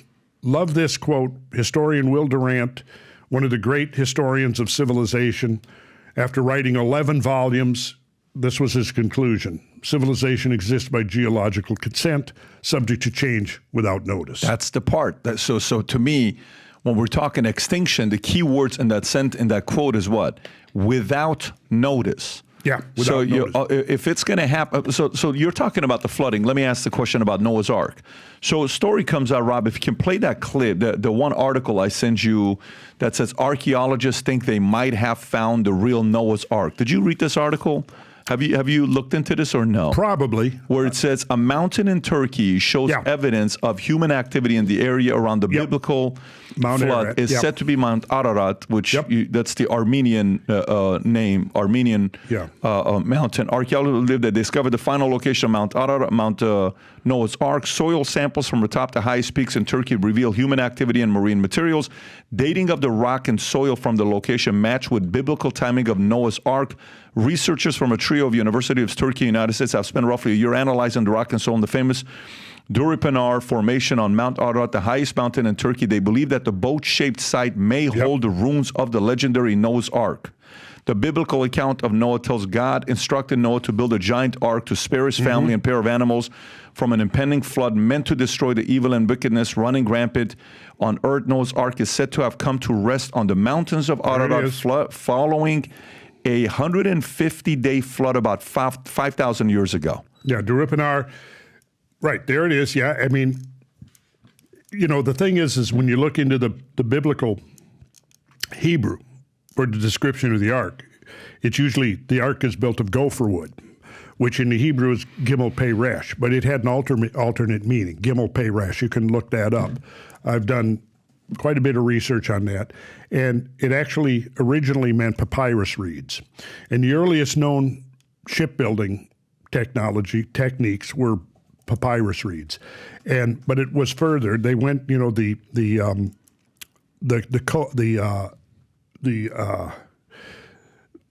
pitch that was used on it, I think, was part of the whole system that they used. This would be a whole discussion in itself, Pat, that would be very interesting to get into. Tell me about it. I want to know a little bit about it. I'm curious myself. I'm Armenian. I'm Assyrian. So yeah. So what are we looking at right there? Well, we're looking at it's about 430 feet long. Okay. Which is not the Hebrew cubit, modern Hebrew cubit, standard cubits up 18 inches, which is where we get to 300 cubits. At 18 inches would be, 450 feet. This thing is a little bit longer than that, which suggests it was not using the modern Hebrew cubit, or that the Bible is not referring to the modern Hebrew cubit, but perhaps even the Egyptian cubit, which was longer. Egyptian cubit was, about 21.6264. Look up royal cubit. I think it'd be about 20.62 inches in length, royal cubit. So this thing is 300 cubits long. Yeah, there's your common cubit, 18. Yeah, royal cubit, 20.64. So that thing that we were just looking at works out to be about 300 cubits if we're using the royal cubit rather than the modern Hebrew cubit, which is a coincidence. And the controversy over that thing, it's been around for years. 30 or 40 years ago, David Fassold wrote a really interesting book, I think came out in the 70s or early 80s, on that site. And, it was a lot of controversy whether it was natural or something not natural. And so I haven't kept up with the research, but this may be, there he is right there. Now that's a drogue stone that he's standing next to. And you see a big stone like that? It's got that hole in it. So if you've got an anchor chain or a rope, it goes through that hole and you drag it behind the boat in order to keep the keel aligned parallel with the current. Because if the keel gets out of parallel with the current, then it's gonna swamp. I've done a lot of canoeing, and I knew, when you're on a fast-moving river, you want to keep your keel aligned with the current, because as soon as it turns, transverse to the current, you're going to flip. So the drogue stone is towed behind the ship, and that keeps the keel aligned. So there are these really big drogue stones that have been found. Now, what ships were they? I don't know. But I think David Fassold was speculating that some of the big ones may have even been associated with ark-sized ships.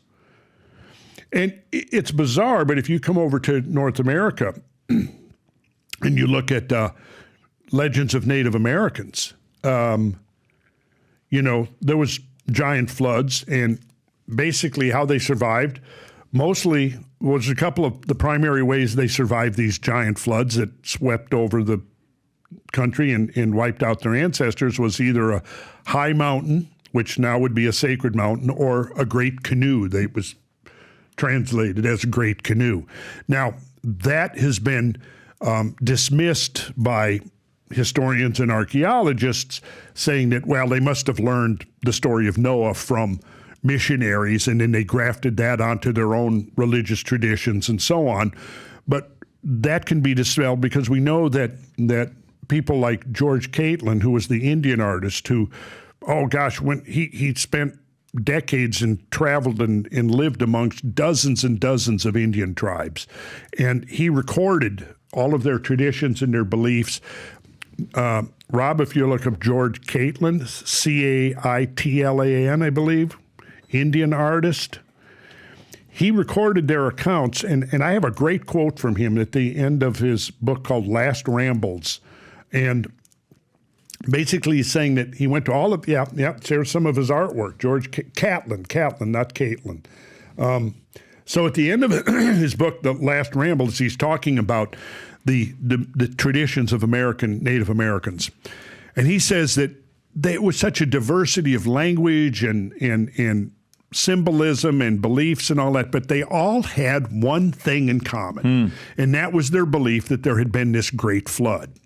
Now, what I've done is I've shown, absolutely, we can prove that there were great floods, certainly in North America, but it's showing the evidence for these gigantic floods is showing up all over the planet. And they're directly related to the Pleistocene, the extinction of the megafauna. Because when you have a big flood, one of the things it does is it rips up part of the earth in one place and then dumps it somewhere else. You have erosion and you have deposition.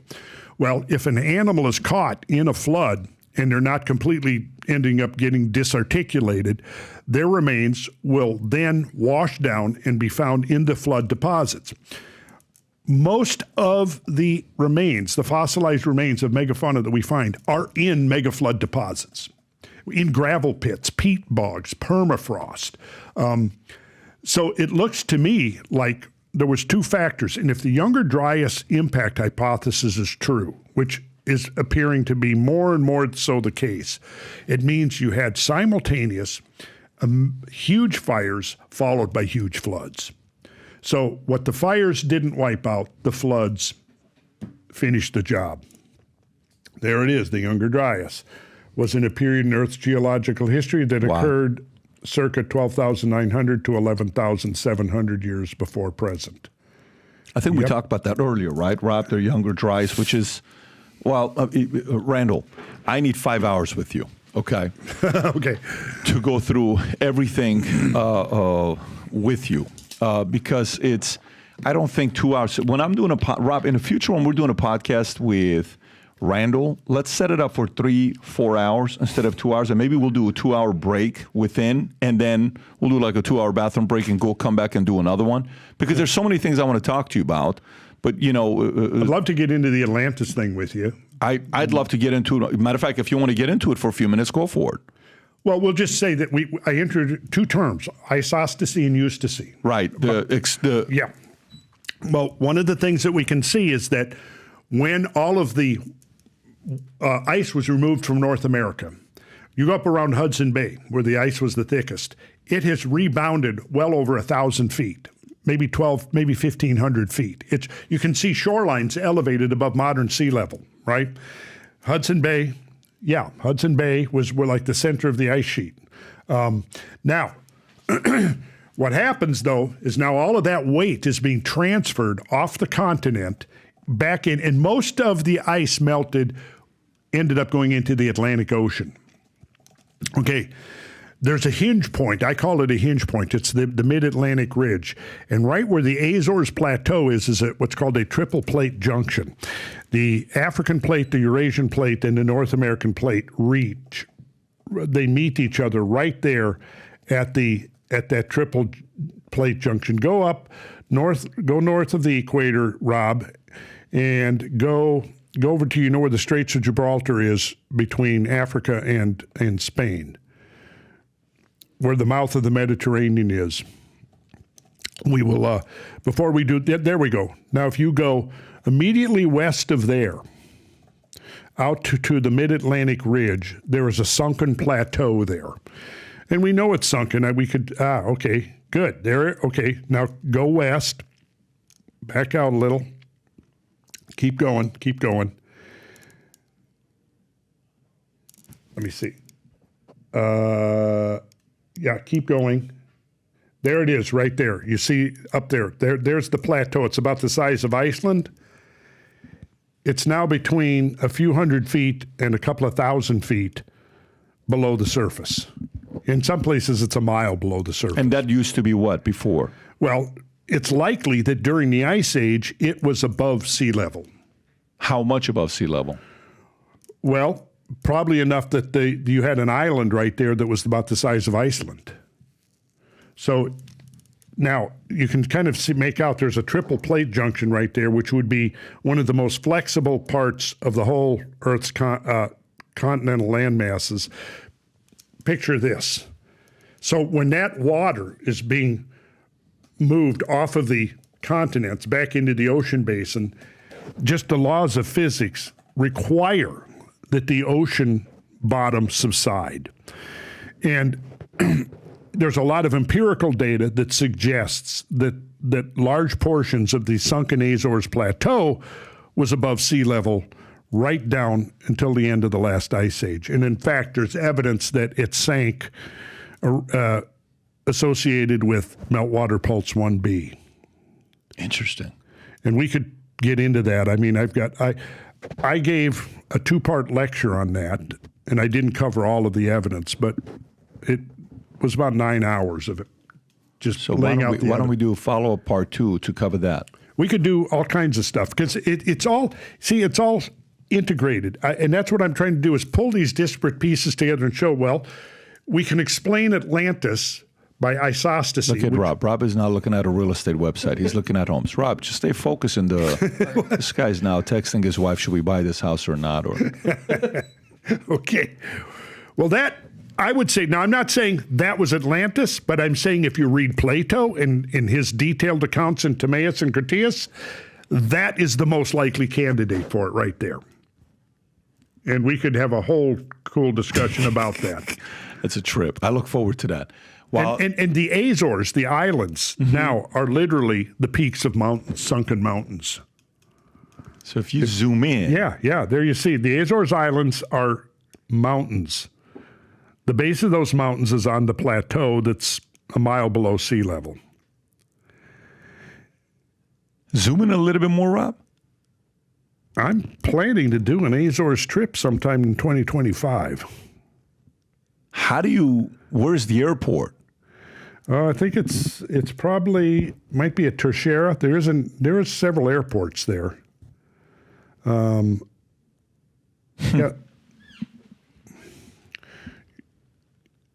Is that a volcano or what is that, Rob? That's probably a volcano. They're volcanic. Yeah, there it is.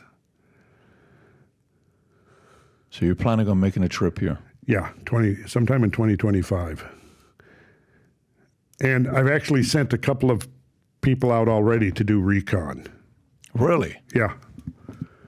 Go out there and get to know people. So I now have these connections with some archaeologists that actually, native archaeologists that do believe that was the source of the Atlantis story. Just so you know, Matthew Lohmeyer just texted me back from Space Force saying, I told him, I said, we're doing a podcast. Your name came up. He says, amazing. I love that man. Tell him hello. So he's giving you his best. Okay. I love that guy too. Yeah. Well, Randall, this has been fantastic. I can't wait till the next time. Where can people find you? If you want to drive people to a place, where would you want them to go to? RandallCarlson.com. RandallCarlson.com. Also, howtube.com. I'm partnering with them. They're, and I'm also going to be, my new podcast is being hosted on Rumble. Okay. But I think all the links are there. My website is being upgraded and updated as we speak. But RandallCarlson.com will get you to my stuff. What is it with this last name Carlson that are always talking interesting stuff? There's this other guy named Tucker Carlson. There's another guy named Billy Carlson. And Billy is Billy Carson or Carlson? He's right? Carson. He's Carson, right? No, with Tucker Carlson. He's missing an L. You're not related to Tucker at all. You guys are not. Well, when I interviewed with Tucker. Okay. And that was the first thing is, are we long lost cousins? Maybe, I don't know. There's a lot of Carlsons up. Ancestry. You got to do ancestry. Yeah. Anyway, so we're going to put the link below there. Randall, truly appreciate you for coming out. Hey, I loved it. Cannot wait for the next one. We'll do it again. I look forward to it. Me Take too. care. Take care, everybody. Bye-bye, bye-bye. In these uncertain times, if there's anything we need people to believe the future looks bright. So if you've heard about me saying this mission to you, we're on a mission to get 1 million people to wear this gear, and this is what we're doing. If you buy one of these hats, there's a category of buying one hat, getting the second one free. If you haven't yet worn this gear publicly, go ahead and test it out. Buy some of the gear, wear it in public, and see how many people will stop by and say, you also watch Valuetainment? You also follow PBD Podcast? I do too. Place your order. Go to vtmerch.com, click on the link above or below, place your order, and represent the VT and the PBD Podcast gear.